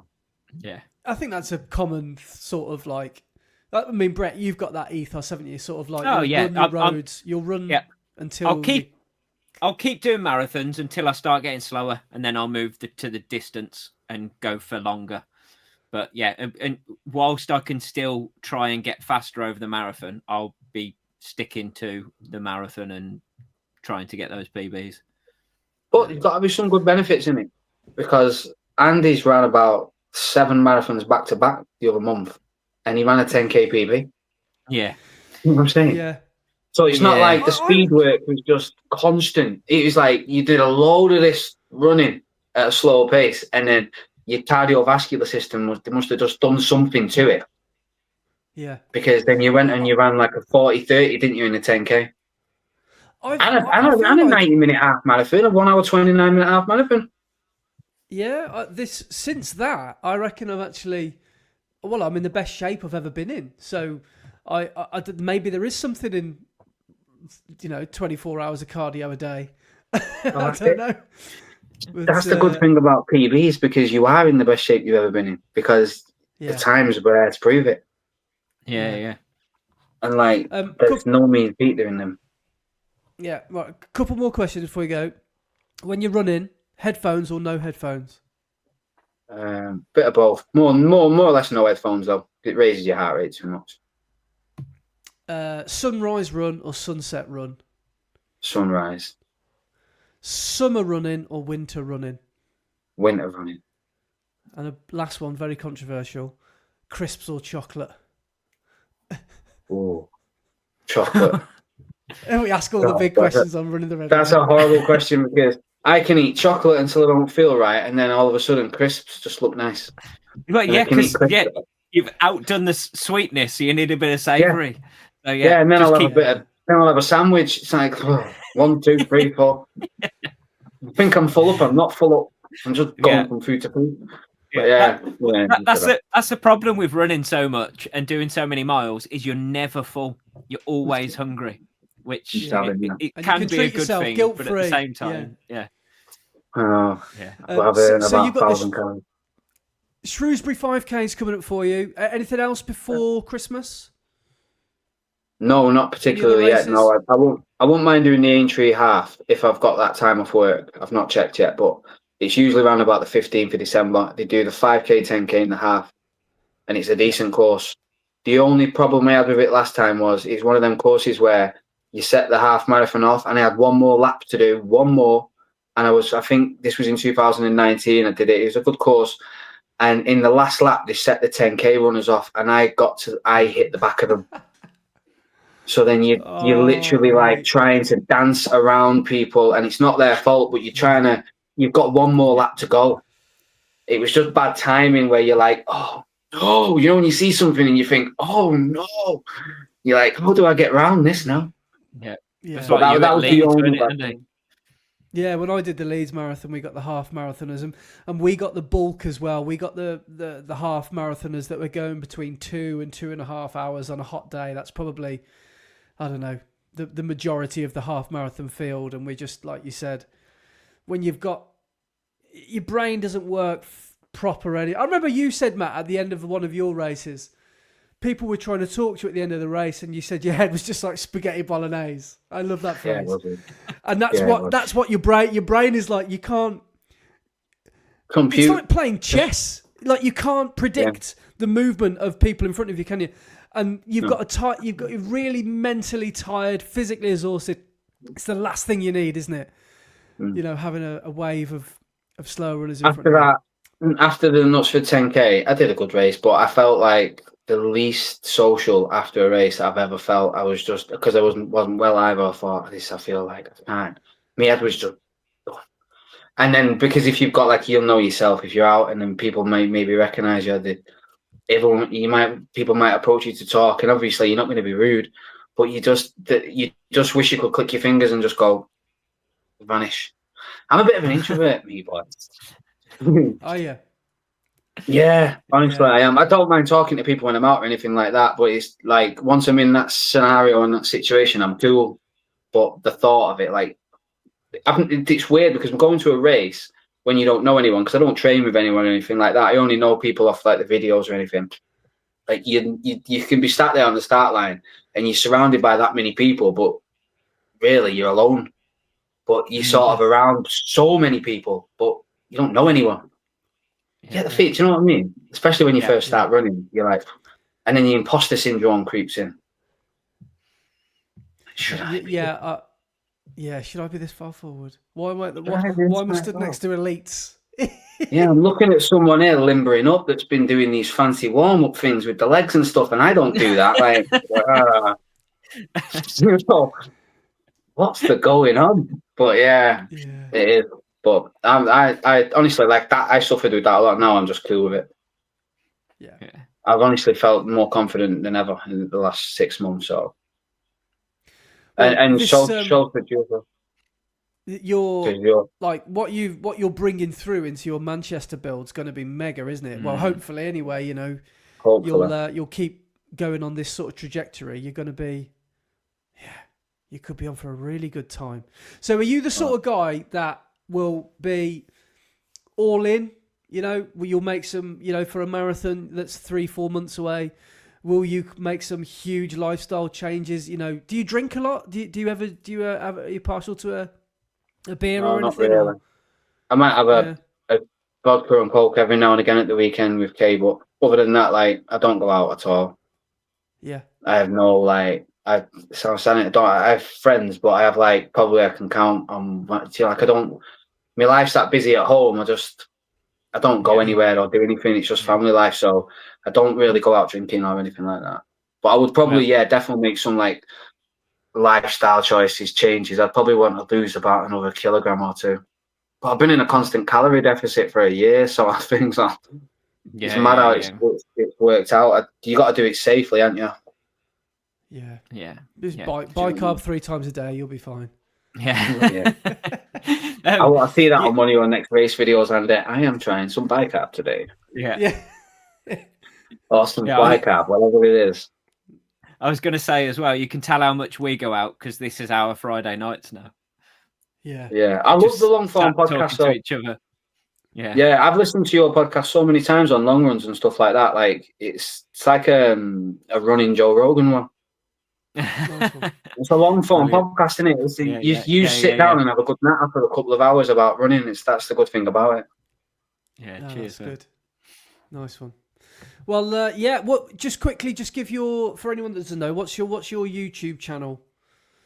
That's just Matt Runs 18. Matt Runs 18. That's it. I think the name's Matt Haslam, but the handle is Matt Runs 18. Where did the 18 come from? I have no idea. Do you know when you're setting up an Instagram running page when you very first start running and you're just a novice? Yeah. And the name stuff, I'm looking and I'm thinking, what do I do here? I watch shares from running pictures and I type in running and there's loads of runners with this runs at the end of the name and stuff. And I just think, well, I'll just call myself that. And then Matt Runs was took. So I just thought it's 2018 at the time. So I just put Matt Runs 18. Okay. And then it's never, ever, I can't even stop it now. You can't shift it now. No, I wish I did ages ago because Andy made a good transition from his because he just changed this. And that was interesting to see how that worked. That worked perfect because yours was running with Andy, wasn't it? And then it just changed. And now it's not done anything to your channel or anything like that. So it's good. Well, there's not many Matt Runs 18s around. I suppose. So you've got that niche. Yeah, it was just one of them. I just brand new to running and didn't know what I was doing. Well, Matt, it's been a pleasure to have you on the podcast tonight. Yeah. I don't even know how long we've chatted for, but I suspect it's been a while. But I've watched you guys for a long time, so it's been good to have an actual live chat with you. So I appreciate the offer to come on. Honestly, I do, because I don't get these offers, so I don't know. I'll make sure that I point people in this direction. So appreciate it. Haven't you just gone past 20,000 subscribers on YouTube? Yeah, it's mad. It's crazy. I've not even made a thing about it either. Like, some people keep saying, do you want to do like something for the 10K? Like, you should go and run a hard 10K for 10K. And I'm like, I don't know. And I've just like not acknowledged it. I should do more acknowledgement, but it's took off so mad this last year. I was on 4,000 at the start of the year. And it's just gone. Wow. That's incredible. Wow. It's just shot up so bad. So how many of those do you reckon are runners and how many are bus fans? I reckon a lot of it's bus at the minute. A lot of it's bus. Like, it's shot up since I started doing the bus videos. Like, the transport community has just gravitated towards it because it's such a closed off industry. Not many people are doing the type of videos on long form that I'm doing on YouTube. And with every single sport, like runners, there's a lot doing it. You have, like, I don't know, you pick your sport. Tennis, they can watch something somewhere, but the bus enthusiasts, they just don't. There's nothing. I was saying to work, like, why don't you do something? Do depot tours. Let them come round and let them see the bus. Like, can you see the bus enthusiasts taking pictures of the buses and stuff, and they really enjoy it, but there's nothing for them to watch it. So I think it's just that, basically. It must be. But, brilliant. Yeah. Well, hopefully the people will keep, flocking keep watching, to your channel, because it's good engagement, isn't it? But yeah, Matt, it's been great. Thanks for coming on. It's been a brilliant conversation, and all the very best for what comes up for you. You too. I'm going to continue watching your stuff now. No worries, boys. Thank you very much. Cheers, man. See you later. Mate. See ya. Cheers, buddy. Bye. Right, cheers, Mark. That was ace. That was a really good chat, and great to have you on. Yeah, cheers, Matty. Nice one.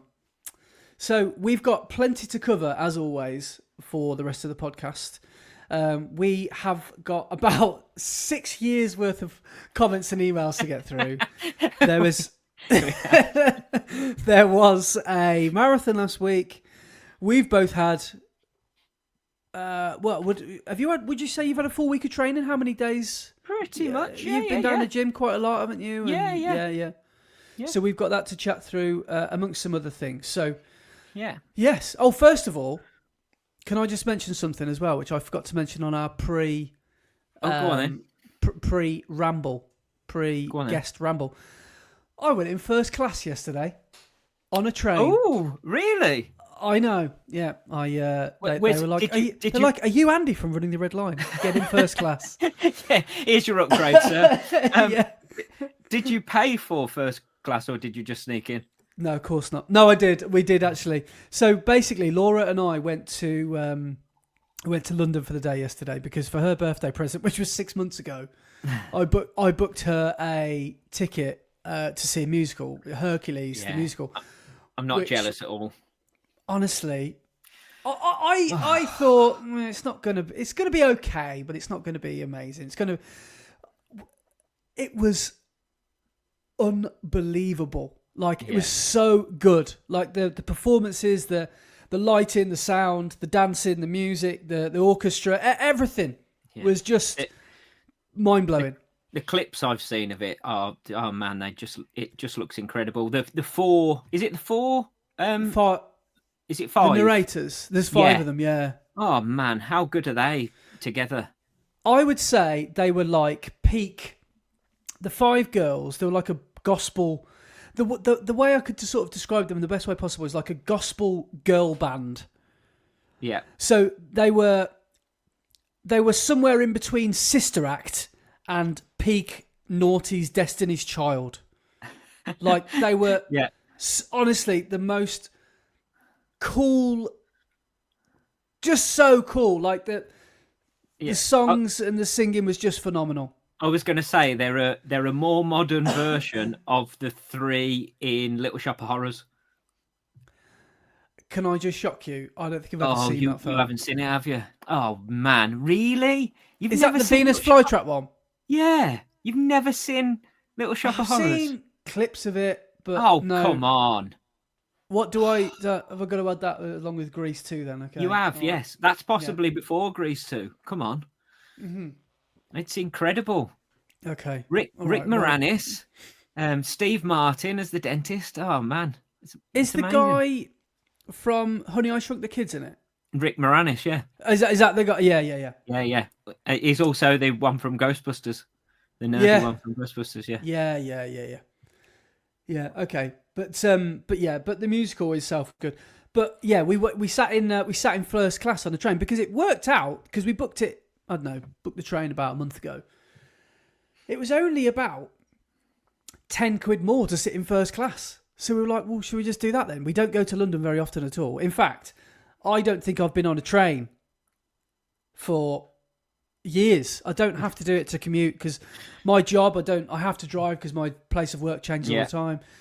And I just don't get public transport. I'm probably terrible for the planet, but I forgot how much fun getting a train was until we were all standing in London Paddington and the platform for our train gets announced about 30 seconds before you set off. So you all have to like try and beat the rush. Even though we got a seat booked, we didn't really need to rush. So I didn't really enjoy that. But we got free food and drink, including... Oh, I was going to say, did you get stuff? Oh, full sugar Coke as well. Yeah. Well, this was what's awesome, right? No sugar tax in first class. Honestly, right. So on the way there, the lady came round and she's like, do you want a drink? I said, have you got any... I think I said something embarrassing like, can I have an Americano, please? She goes, it's filter coffee, okay? I was like, yeah, go on, I'll have one of them then. I was like, it's not the best first class in there. It's not Virgin. And on the way back, I didn't realise this, but Great Western Trains, so from Paddington to Worcester in that line, have a happy hour. I mean, I don't know any other way to describe it. Between 5 and 7, where you get free booze if you want it. They give you free alcohol, which I didn't know. Our train was at 10 to 8, so I was like, brilliant. And so we didn't get any. I don't think I would have had any anyway. because I was already so tired and exhausted by London. I think a drink would have knocked me out. But the lady at the end said, "Do you want a drink?" And I said, have you got any Coke or anything fizzy? She goes, "Oh, we've just run out."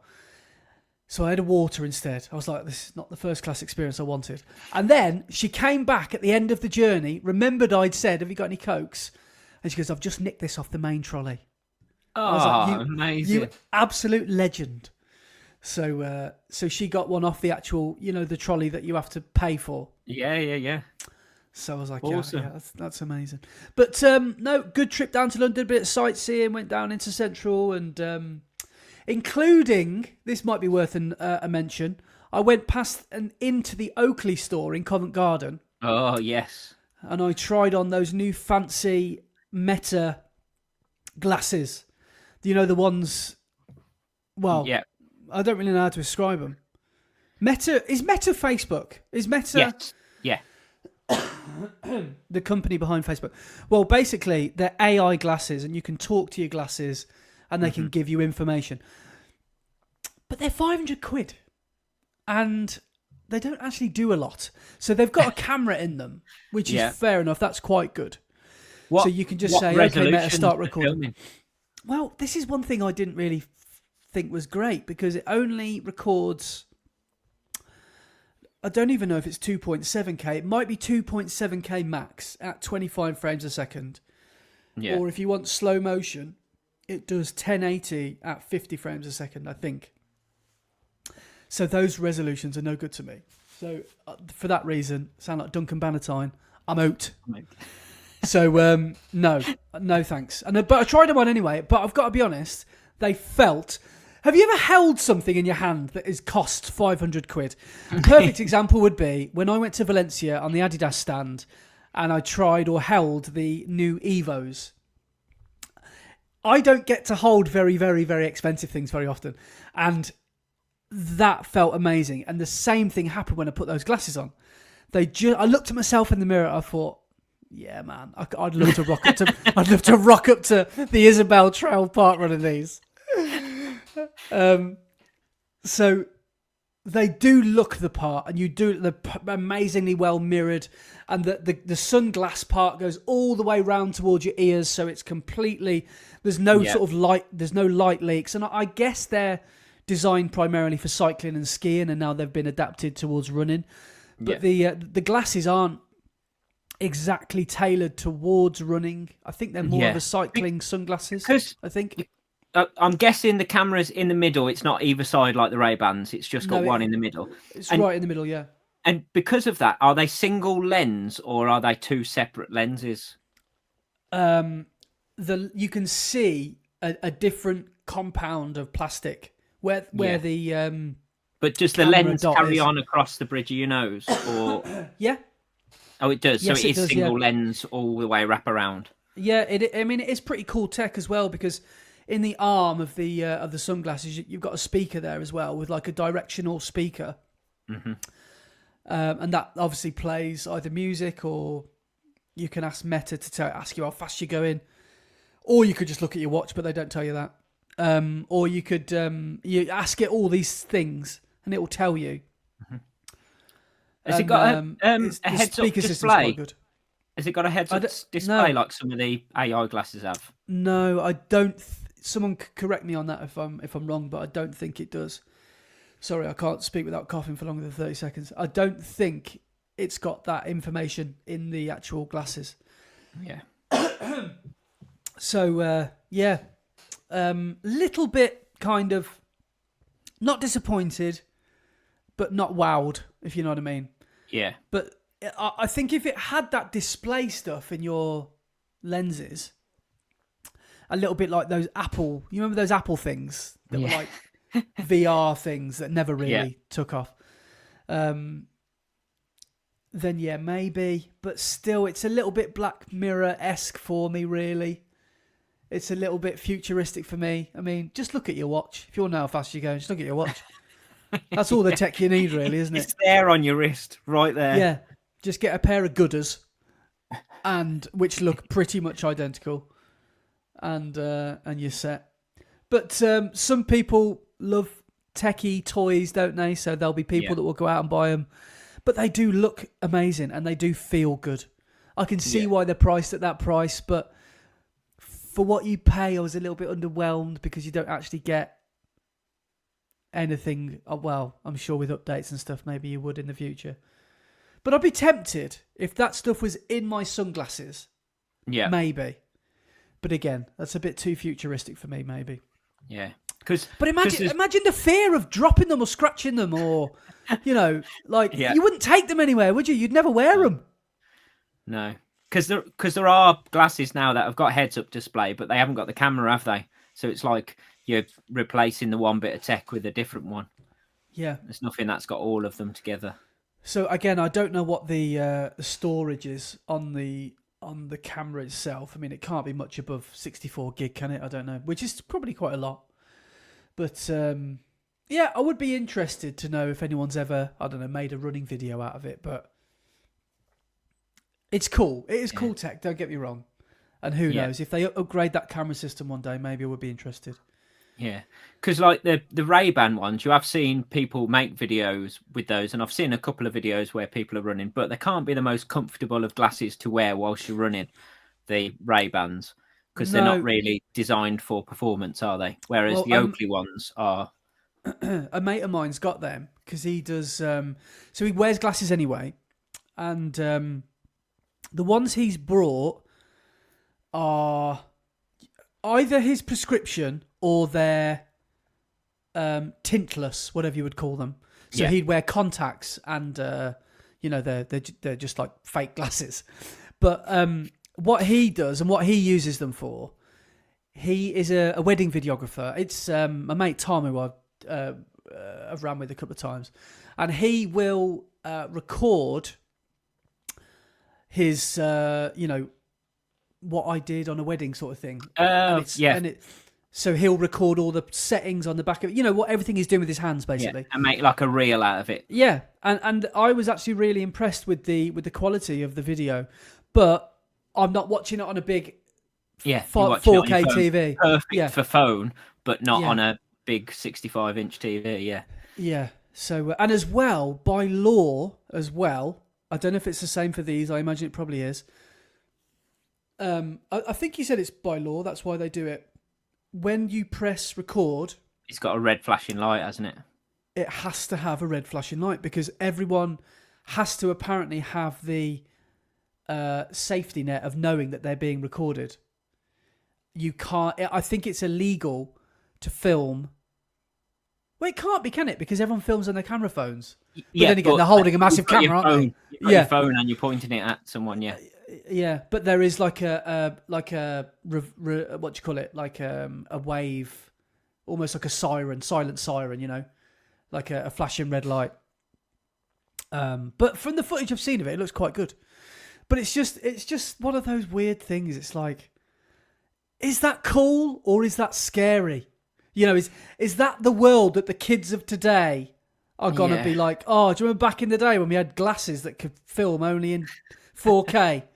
Where's it going? Where is the technology going? It's absolutely crazy, isn't it? The thing that I can't understand though is if they're that light, the battery can't last that long because you can't put a really long-lasting, powerful battery in something and it be that light. So how long is that battery going to last? If it's a lithium-ion one as well, I don't know how safe that is. Mm-hmm. Imagine that exploding on the side of your head.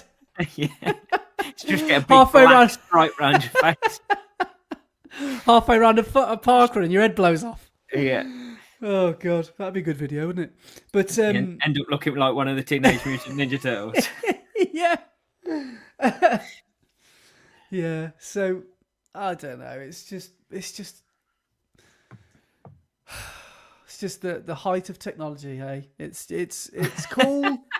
It's cool, but is it necessary? I don't know. It's necessary if you can afford it, I suppose, isn't it? Yeah. But that, as you say, tech, it's just getting crazier and crazier, isn't it? So where we're going to be in 10 years, because if you look back 10 years at what the tech was back then and where we are now, it is ridiculous. It's well, like the line is getting steeper, isn't it? Like, we've made like a decade's progress in 1 year. So if we continue along that trajectory, I'm going to put my teeth back in again.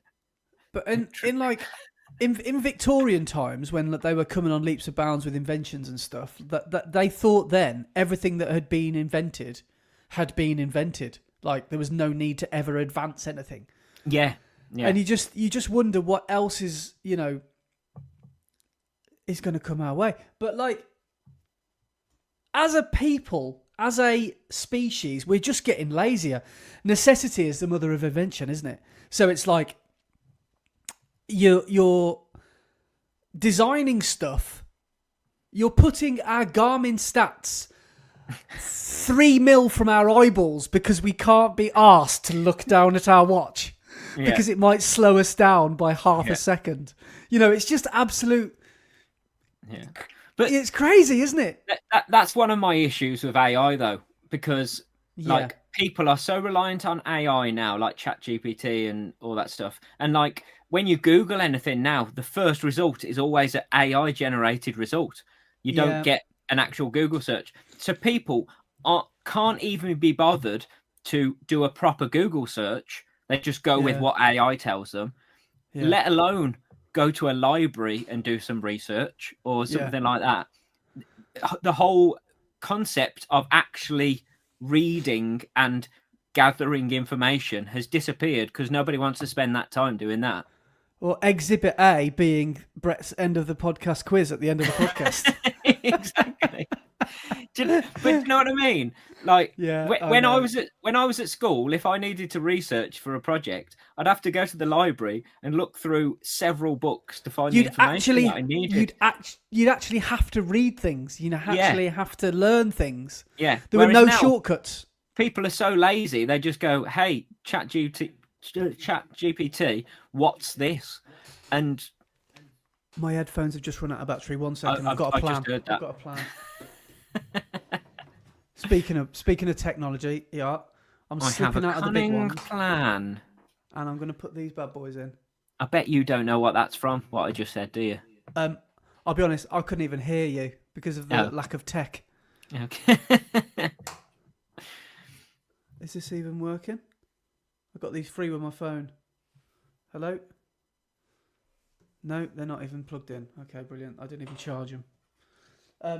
Did you say a film quote that I probably didn't even understand? Well, it was a TV show quote. I went, I have a cunning plan. No, didn't think so. Well, this is going well, isn't it? Hang on. Yeah. Do you know who the character Baldric is? Oh, sorry. Are you back in my ears? Yes, Baldric. I absolutely love. I can't love it so much. Don't know the name of it. Monty Python. No, I can't think of the actual answer now. Mr. Bean. What's his name? Rowan Atkinson. Blackadder. Yes. But wasn't Baldric Time Team Man? Yes, Tony Robinson. Not Tony Robinson. Was it Tony Harrison? Yeah, that's that because I got that mistake, didn't I? Before, Tony Robinson is Baldric. Yeah, Tony Harrison is. It's an outrage when it comes to the crunch. you know nothing of the crunch. Right. To confirm, can you hear me again? Yes, I can. Change. Yes. Oh, I've plugged my big headphones back up. I've plugged my Craig Davids in, and now I've got my old lady earrings in. Excellent. Am I like Chorley FM right now?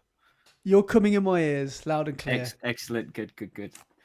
So, so on that note, on our disdain for modern technology, shall we move on? Can I also take this opportunity to thank last week's impromptu guest of Freddie as well? Oh yes, who came on and told us about his challenge that he was doing, and he finished his challenge last week. He did on Tuesday.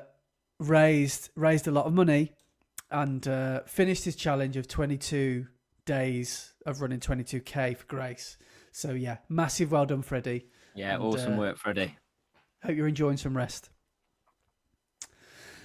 So yeah, what should we chat about? This Well- podcast is our oyster. The only real thing I've got other than like our training and comments and emails and stuff is New York Marathon happened on Sunday. Yes. And I tried to watch many a dodgy YouTube stream of the race whilst I was on the cross trainer and the bike at the gym. All of them lasted about 10 minutes before they got taken down. So Yeah. I managed to watch a bit of it, but not all of it.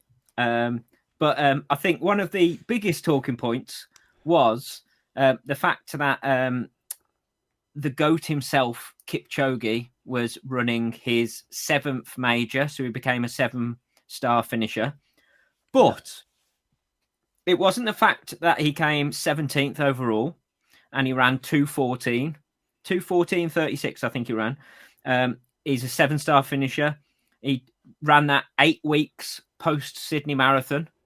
The biggest talking point was the what should we call it? The outer garment he was wearing on his top half. I told you, didn't I, about this? I'd seen something, Yes. and I thought, no, maybe it was AI, or maybe it was some sort of Well, I don't know, generated image, but it was real. Yeah, when I looked at it after you had said about it, I realised what it is. And basically, Nike developed that for the Western States Ultra. And so the Nike athletes who were running Western States wore that technical top. And all of the holes and perforations were designed to produce more wind like take up and help you get rid of heat and evaporate moisture quicker. And then they took that tech and then worked with Kipchoge to make it more angled towards road running rather than trail running, and to fit Kipchoge specifically. Yeah, you say that, but it looks like it's been designed or modelled off Karen, who goes down Gala Bingo on a Tuesday afternoon. It looks like his grandma's cardigan, doesn't it? It looks... It doesn't look... Like, I can't see it catching on, put it that way. It looked like a mix between your grandma's cardigan and Rabsy Nesbitt's vest. Yeah. It was like... It was quite... was it like almost like a knitwear? It looked like there was like holes, like Well, there was loads of holes in it. Yeah, it was just a hole. Yeah, then there was a big, huge hole in like the dip of his elbow, and then and one one where here his in the armpit sides. was, and one in the sides. Yeah, it's weird.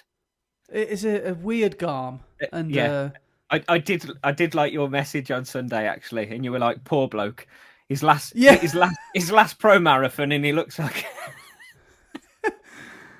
Yeah, he looks like he just come straight out of Gala Bingo. Yeah, he looks like a plonker. But he looks good in anything though, doesn't he, Elliot? Well, that's the thing. Apparently, it is going on sale early next year. So that basically was, I don't think Nike were inviting Kipchoge to New York to win New York. I think they knew that 8 weeks after Sydney, he wasn't going to be anywhere near the front.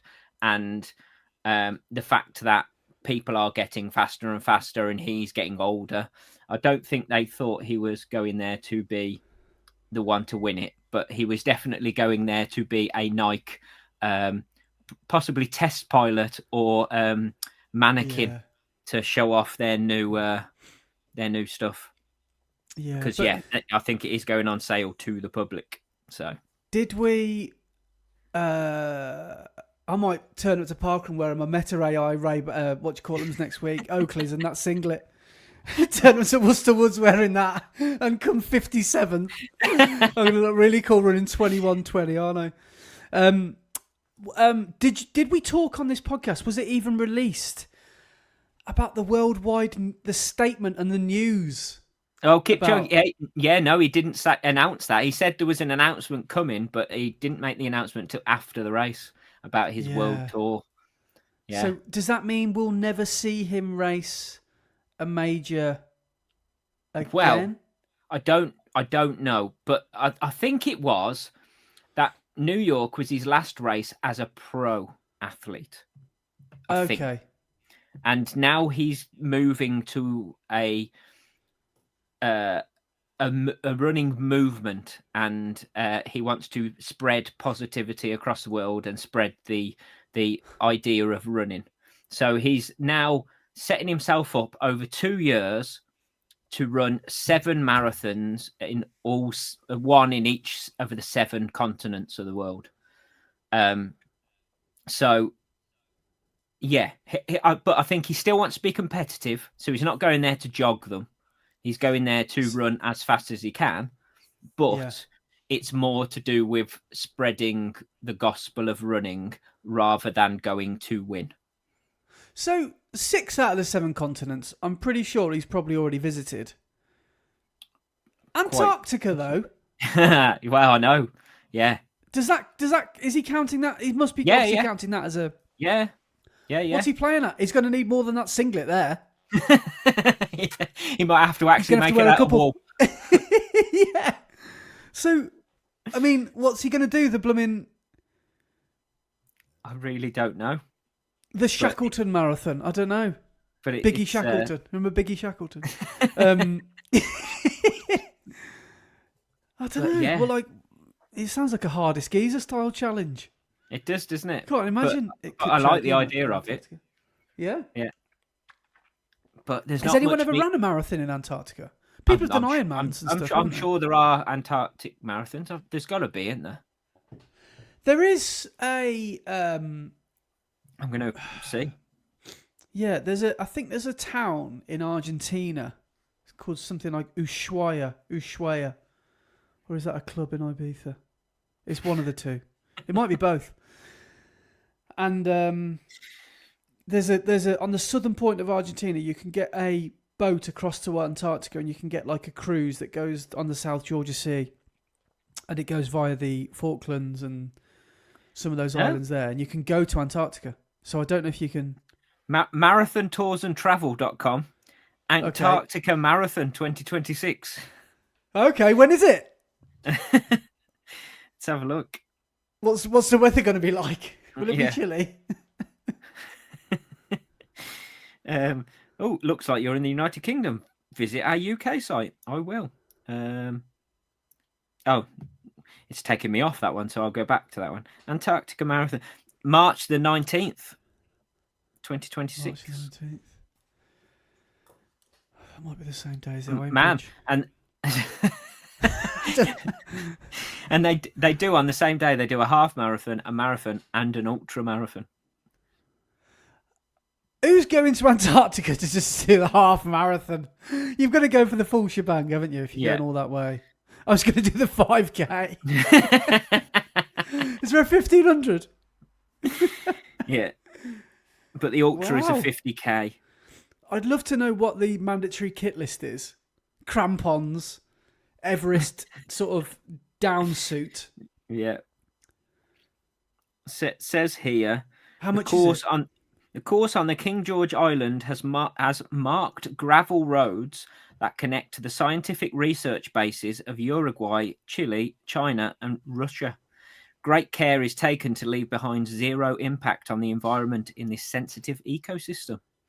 So we basically run 3,000 laps of 20 metres.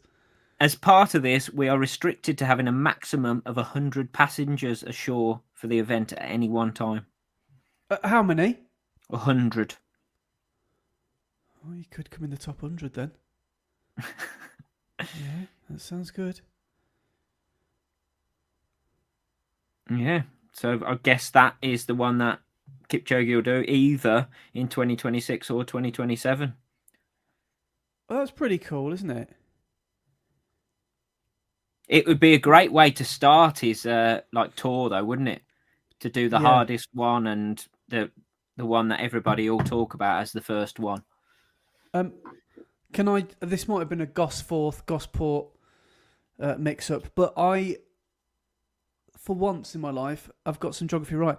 It is called Ushuaia, and it is in the southern tip of Argentina, and you can take a cruise ship to the tip of Antarctica via the south, and you can see the penguins and stuff. Oh, but amazing! I've seen footage of people that have done that before, and have you ever seen that scene in The Wolf of Wall Street? You know, when he takes that private yacht across the Mediterranean, and they're like they're facing the swell, and Leonardo's like, "Can we handle a bit of chop? We can handle a bit of chop." The crossing is like that. You know, you've got like 100-foot high waves and stuff like that. So you really do need to have some sea legs, I think, for that. Yeah. But so marathons in silly places. That would be. Do you think after he's done that one for his one on another continent, he'll go to North Korea and go and run that one? Oh, that would be amazing. Oh, they'd love him over there, wouldn't they? Oh, yeah. You know, I was having this chat with someone the other day about, like, you know, the North Korea marathon, but they were like, "Oh, would you be up for doing it?" I would, but I genuinely don't think. I think this podcast would be checked, wouldn't it? And for the things that we've said about Kim Jong-un, I don't think we'd go down too well. They'd be like, "Can you come this way, please, sir?" Yeah. When you're in the airport, you'd never be seen again. But that doesn't look like the start line. I can assure you it's the start line, sir. Just follow me. Is this where we get number collection from? Yeah. Just take a seat, please. Yeah. But why are you putting handcuffs on me? Oh, it's just part of the marathon. This time we don't put the number on with a bib. We're going to permanently etch it onto your arm. Onto your face. Yeah. So, North Korea marathon. Yeah. But back to New York. The results at New York were pretty crazy. There was a Kenyan sweep of all three places on the podium in both the men's and the women's field. So in the men's, Benson Kipruto came away with a win in 2:08:09. And he actually made history because he is the first person to win Boston, Chicago, and New York marathons. So he's the first one to win all three of those. Oh, wow.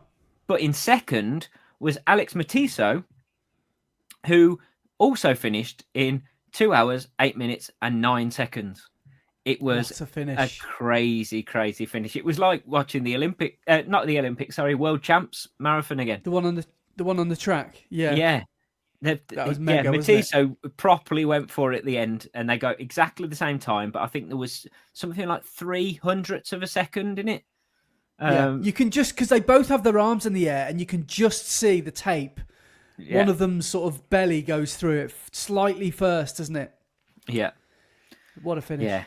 And then in third place was Albert Correa in 2:08:57.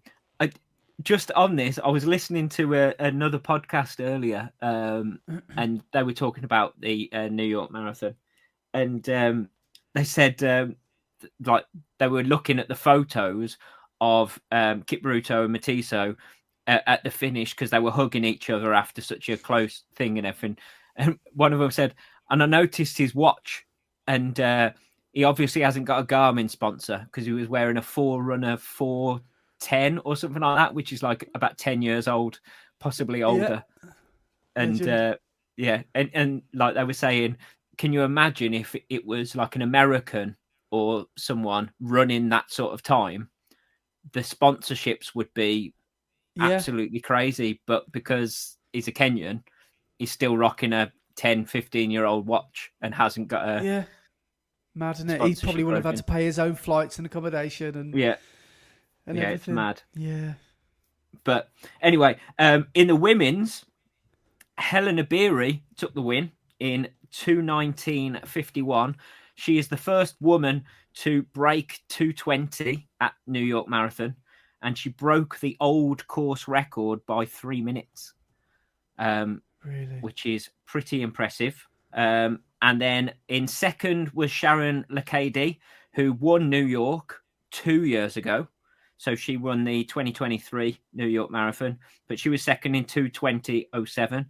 And in third was Sheila Chepkirui, who won New York Marathon last year. Wow. So, and she came in 2:20:24. So the top three on the podium were all previous New York winners. But yeah, Helena Beery took the win. Other finishes of note, Sifan Hassan, who, same as Kipchoge, ran 8 weeks post Sydney Marathon, came in 6th in the end in 2:24:43. You could tell it was way too early to be back racing at full pelt. She kept on dropping off the lead pack and then catching them back, like surging, catching them back up, and then dropping off again, then surging and catching them back up. And yeah, she didn't look her usual strong self. That can't be a good race. That can't be a good race tactic, can it? To just run like a yo-yo with your pace like that. Yeah, but she still ran really well for that. Also, in 4th place, who ran a really good race all the way up until the last couple of miles where the podium sort of ran away, was Fiona O'Keefe, who was top American, and she broke the US course record in 2:22:49, which is an incredible run. But in 7th in the women's, in 2:24:45, was Jess Warner-Judd. So she was top Brit, and that is the 3rd fastest women's British marathon time this year. Wow. And it was her debut in the marathon, which is incredible. And it's great to see her running well, because Jess is the runner who got diagnosed with epilepsy last year. Right. And she's had some like tough times getting back into running and getting back to full fitness and everything after having quite a few like blackouts and moments and stuff from her epilepsy. But she's managed to put in an amazing training block and get back to her prime. And she ran a really good debut. So she was only what is that? 34 seconds off Abby Donnelly's debut marathon, who ran Frankfurt Marathon the week before. So Abby Donnelly, another British runner, she made a marathon debut and ran 2:24:11 at Frankfurt. So yeah, we've had some really good debuts this year in the women's marathon. So it looks like it's going to be a really exciting next few years in the run up to LA 2028 Olympics. Did you say 2:24 was the 3rd or 4th time fastest women's time this year? So Abby Donnelly run 2:24:11, which is obviously the 2nd fastest this year, and 2:24:45 was Jess Warner-Judd, which is the 3rd fastest this year. 3rd. So I mean, I know this is unrelated, but you know, Chris and Kaylee, who listen to the podcast, their coach, I think, is GB Louise. I think that's what she's known as, and I'm pretty sure. I could be wrong. She ran 2:27, I think. Oh, wow.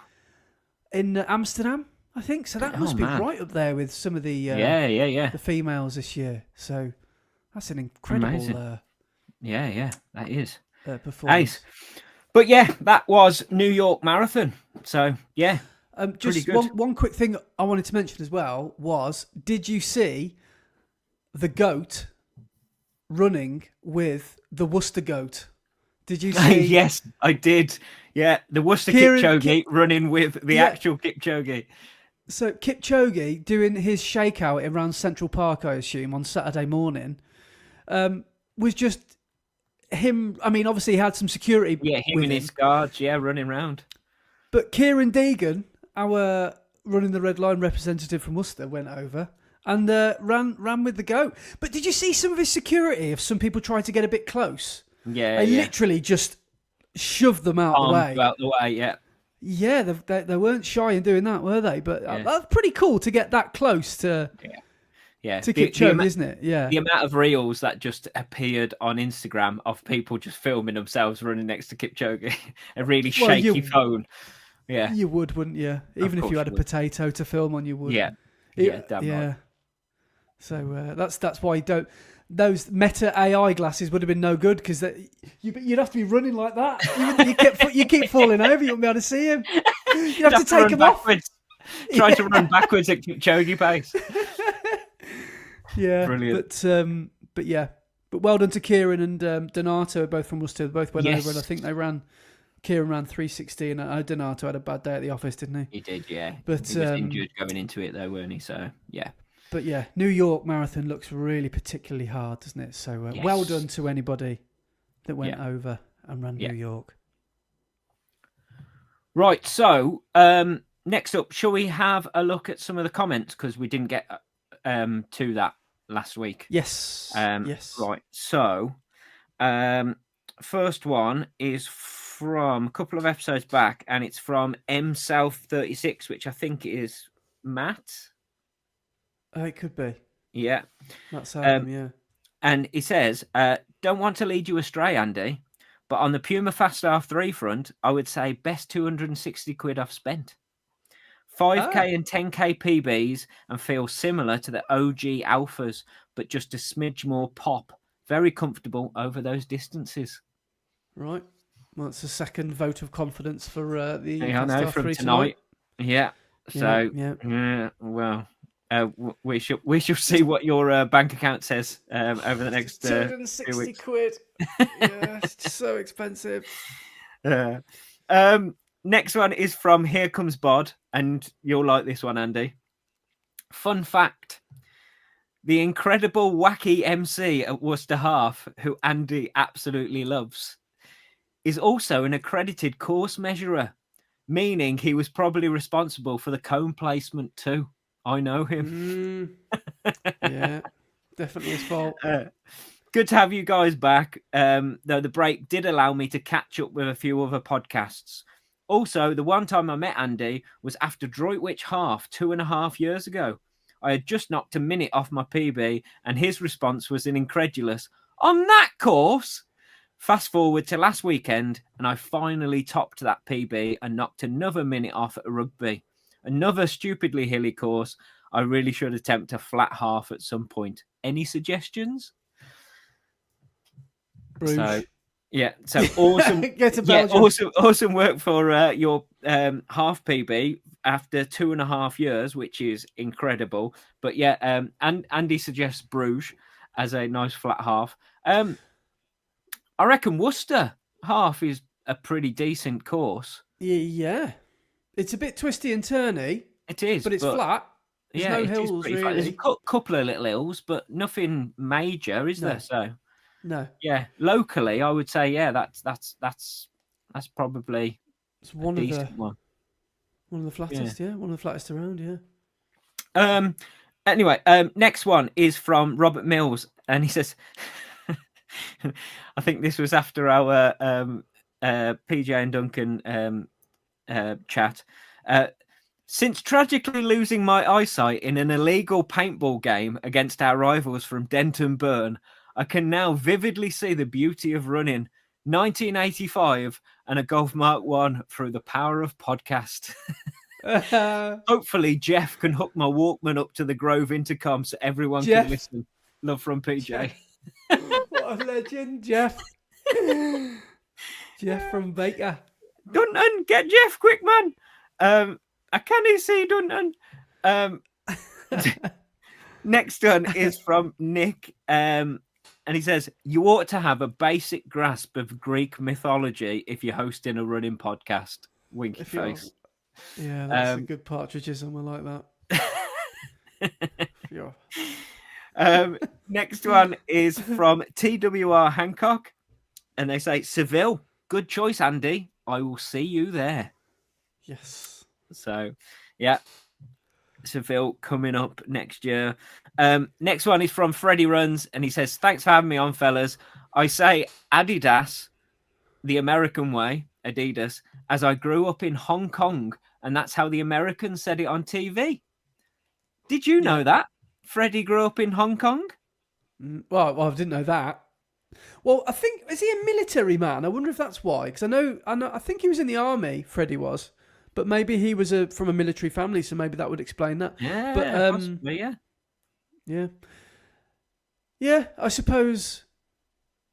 Did he say he was surrounded by mainly American speaking? No, he said it was on America. How Americans said it on TV, because Hong Kong obviously has a lot of American TV, doesn't it? So yeah.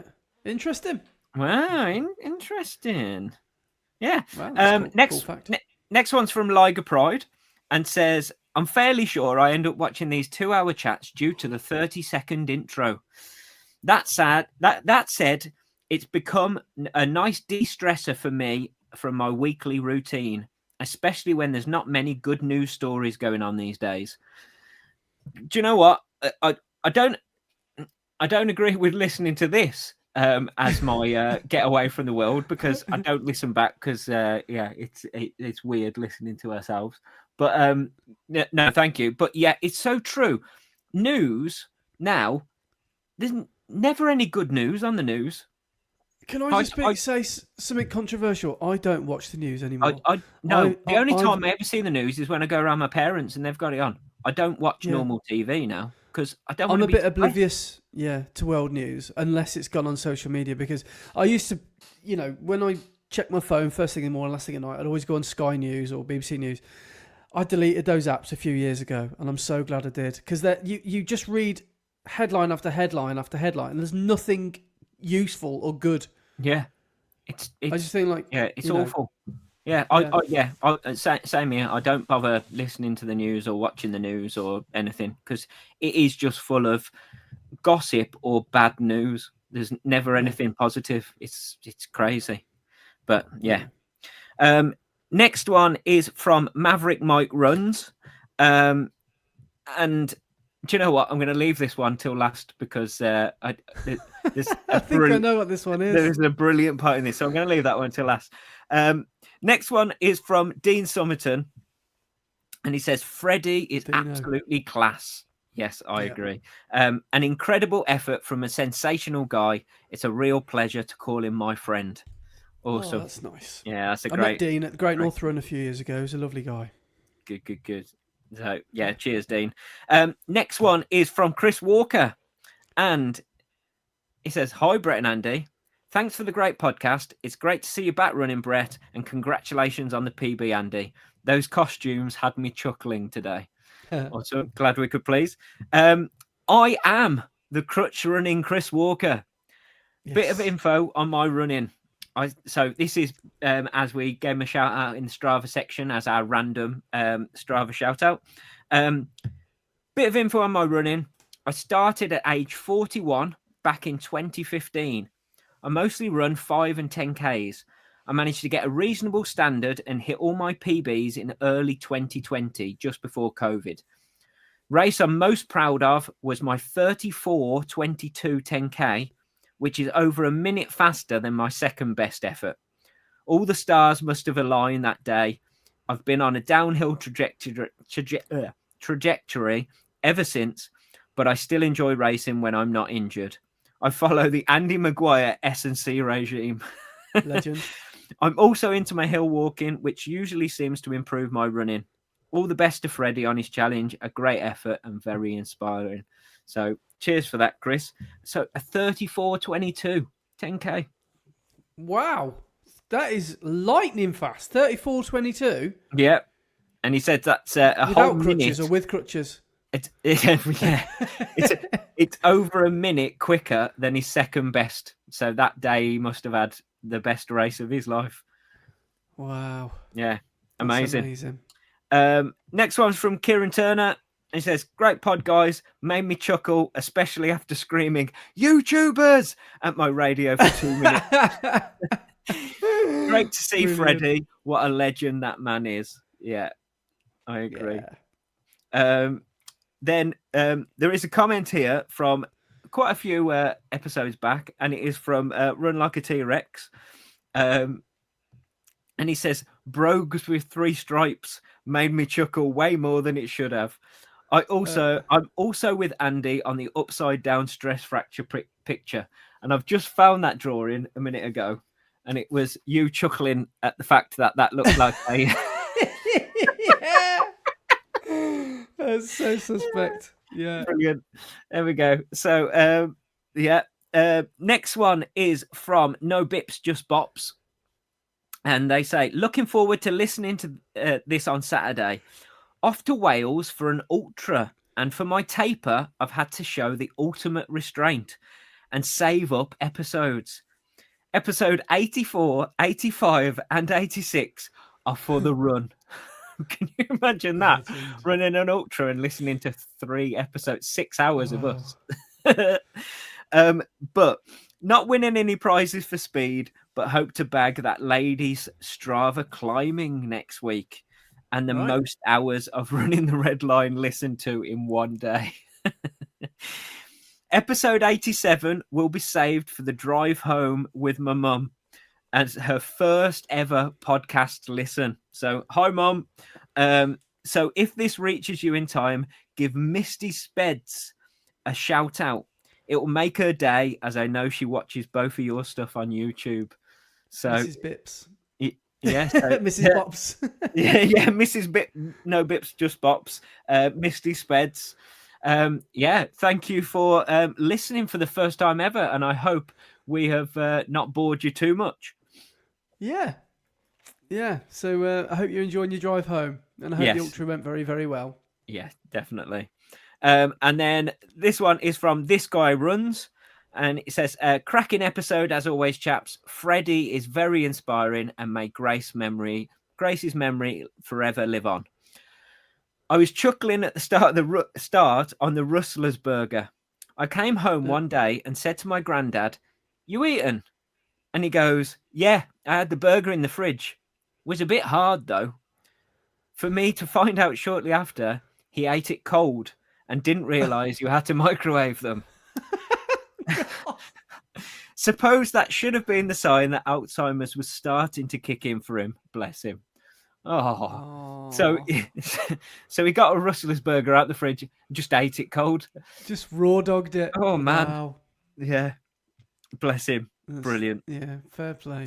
And then I'm going to go back to Maverick Mike Run's comment, because this is a great comment. And it says, great to see Freddie on your channel in this video. Like you, Andy, I have been following you and Freddie for quite a while now. It's very close, but I have a top 3 channels.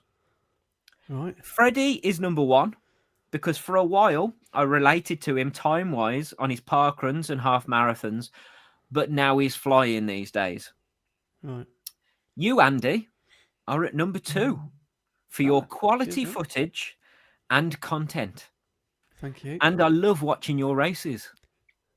And 3 is Mom, as I love his sense of humour. Anyway, good to see you back running, Brett. Watched your latest video. Take care, guys.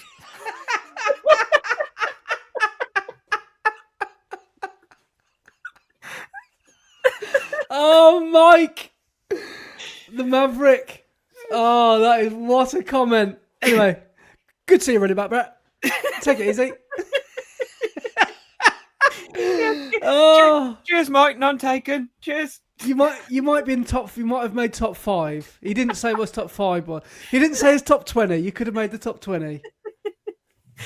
But no, I loved that comment. It made me chuckle. Brilliant. Thank you, Mike. Yeah, amazing. Thanks, Mike. But yeah, that is the comments for the week. But I think we should probably leave emails until next week. But there is one that you want to read out, isn't there? Yeah. So now we're randomly shouting out like a number just to try and so the same names don't keep coming up and up again on the leaderboard. We said, was it 85 we said one week? And Jason wrote in and said, "Hi Brett and Andy, and as requested on episode 85, I'm writing in following my shout out on the Strava challenge. It was great to hear my name being called out as a random number and was another great episode. However, I did get some funny looks whilst running on the local cycle path when I started shouting, 'Back to the Future, Jennifer Rush, it's Jennifer Rush, Brett,' during Andy's 1985 quiz.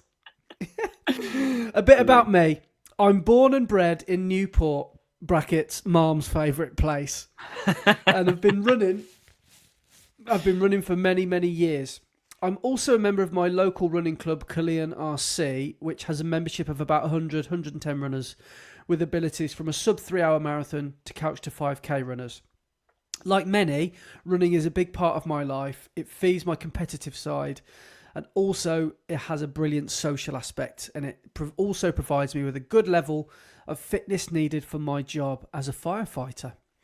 You guys provide me, and I'm sure many others, with a vast amount of inspiration over the past few years. My shout out couldn't have been timed any better, as Andy has just really stoked the fire in me to achieve my all-time running goal of a 90-minute half. Ah, yes. I'm currently stuck at 95 minutes, and I have been for the past few years, but now making some adaptations to my training, mainly regular structured threshold sessions and increased volume on my long runs, and I hope to hit this goal at Berlin half next year. And further advice from you guys would be welcome. It's great to see you back running, Brett, and massive well done, Andy, for smashing your half marathon goal. Sorry, I've got to have a drink. I'm going to die in a minute. Your voice was just getting worse and worse as you were. I thought I could have made it to the end, but I couldn't. Oh, God. Parkrun tomorrow, it's going to be great, isn't it? I've been dropping in conversations with my wife this last week on how nice Bruges looks, and maybe we should think about a city break there next year, but we all know the real reason why I want to go. Thanks again for providing us with the inspiration and the laughs. All the best. Jason Pritchard, brackets, no relation to Matt Pritchard. Brilliant. Nice one, Jason. That was a wicked email. Mate. Thanks for writing in. And best of luck listening. with your training towards that magical 90-minute half. This is going to sound ridiculous, but the one change that I really made coming down from 95 to, 89 minutes now was belief. And that 90 minutes isn't like 20 minutes for the 5K. It isn't it isn't an unbeatable barrier. Like, you can just keep chipping away at your time and it will happen. And don't put the 90 minute on such a pedestal that you think you'll never ever get it. Yeah. Because you will. And practical advice, just keep smashing the volume, keep getting the volume in, loads of easy runs. And I'm convinced that if you run more, you'll run faster. Yeah, so, definitely. Yeah, best of luck, Jason, and I hope you get that sub 90 in Bruges next year. Well, no, it's Berlin he's going for, isn't it? Oh, sorry, yeah, it's Berlin. All the best, mate. Right, let's go to...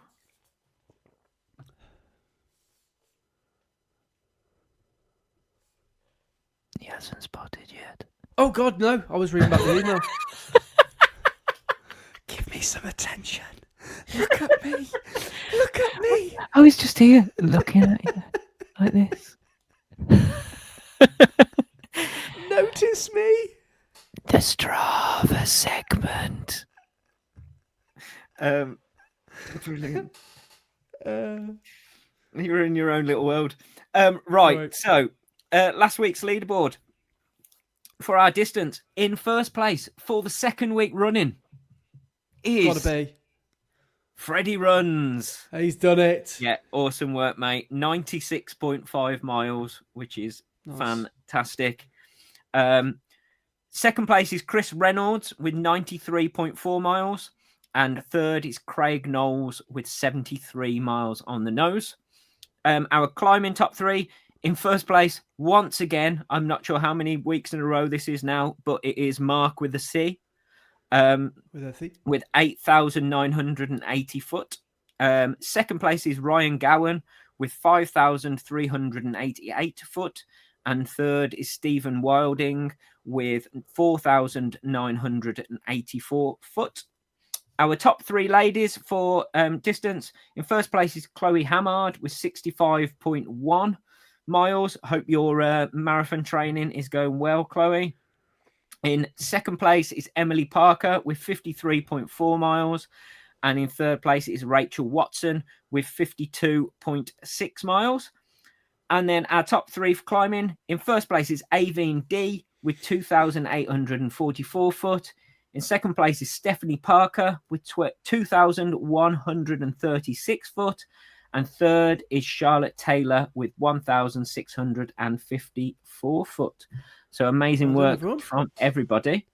What number should we randomly call out? Well, I was thinking about this, and I was thinking it should be something to do with Matt. Well, I was going to say 18 because Matt runs 18. Oh yeah. But do you know who's at 18? No. Miles the dog. Oh, brilliant! That could be a good one. So, shall we go for 18 and Miles the dog, and we can find a bit more out about Miles the dog? We need to know more about Miles the dog. Yes. Yeah. So 18 is Miles the dog, and they have run 58.6 miles this week and done That's ridiculous. 164 foot of climbing. Wow. So yeah, and they have done. Where are we? 7 runs this week. The longest run was 12.4 miles, and they have averaged across the whole week 8 minutes 10 per mile. That's 8-minute miling, and they've done a that's a fit dog. 8-minute miling across 58.6 miles. So there's some serious intervals in there then. Yeah, well, there's some serious fast runs in there if that's the average. So yeah, Miles, get your paws on your owner's keyboard and type us a message, and yeah, we would like to know more about you. Yeah, Daisy's woof, worried now. Bark.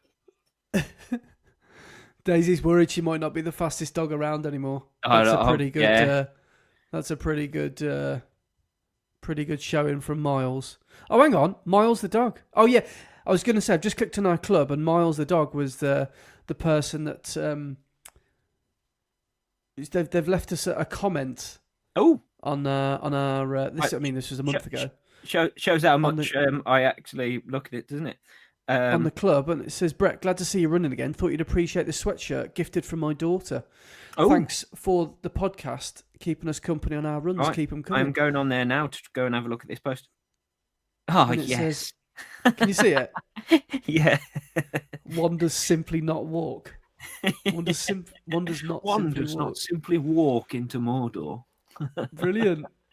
Amazing. Brilliant. Love it. Right, I'm following Miles. They've only got a handful of followers. Yeah, I'm following them.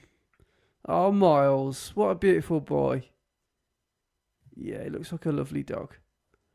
Where's he from? America! Charlestown County. Charlestown. Is that one of the Carolinas, Charlestown? We shall find out next week. It's Charleston, not Charlestown. Charlestown's in Cornwall. Charleston, is that North Carolina? South Carolina. Yeah. See, geography. Yeah. Yeah. Is that where is that where the dance, the Charleston, came from as well? No, that's from Cornwall. No, actually, yeah, it's got to be, hasn't it? It's got to be. Yeah. The Charleston. Yeah. Yeah. Right, Miles, get in touch. Yeah. Amazing. So, looking at the timer, we have gone on for. Oh my God. For a fair old amount this this week. Could be a PB. Yeah, so we should probably leave it there, shouldn't we? We probably should, yeah. Yeah. So thank you very much for listening. Thank you to Matt for joining us on the pod this week. And we shall see you all next week. Cheers, guys. Cheers all.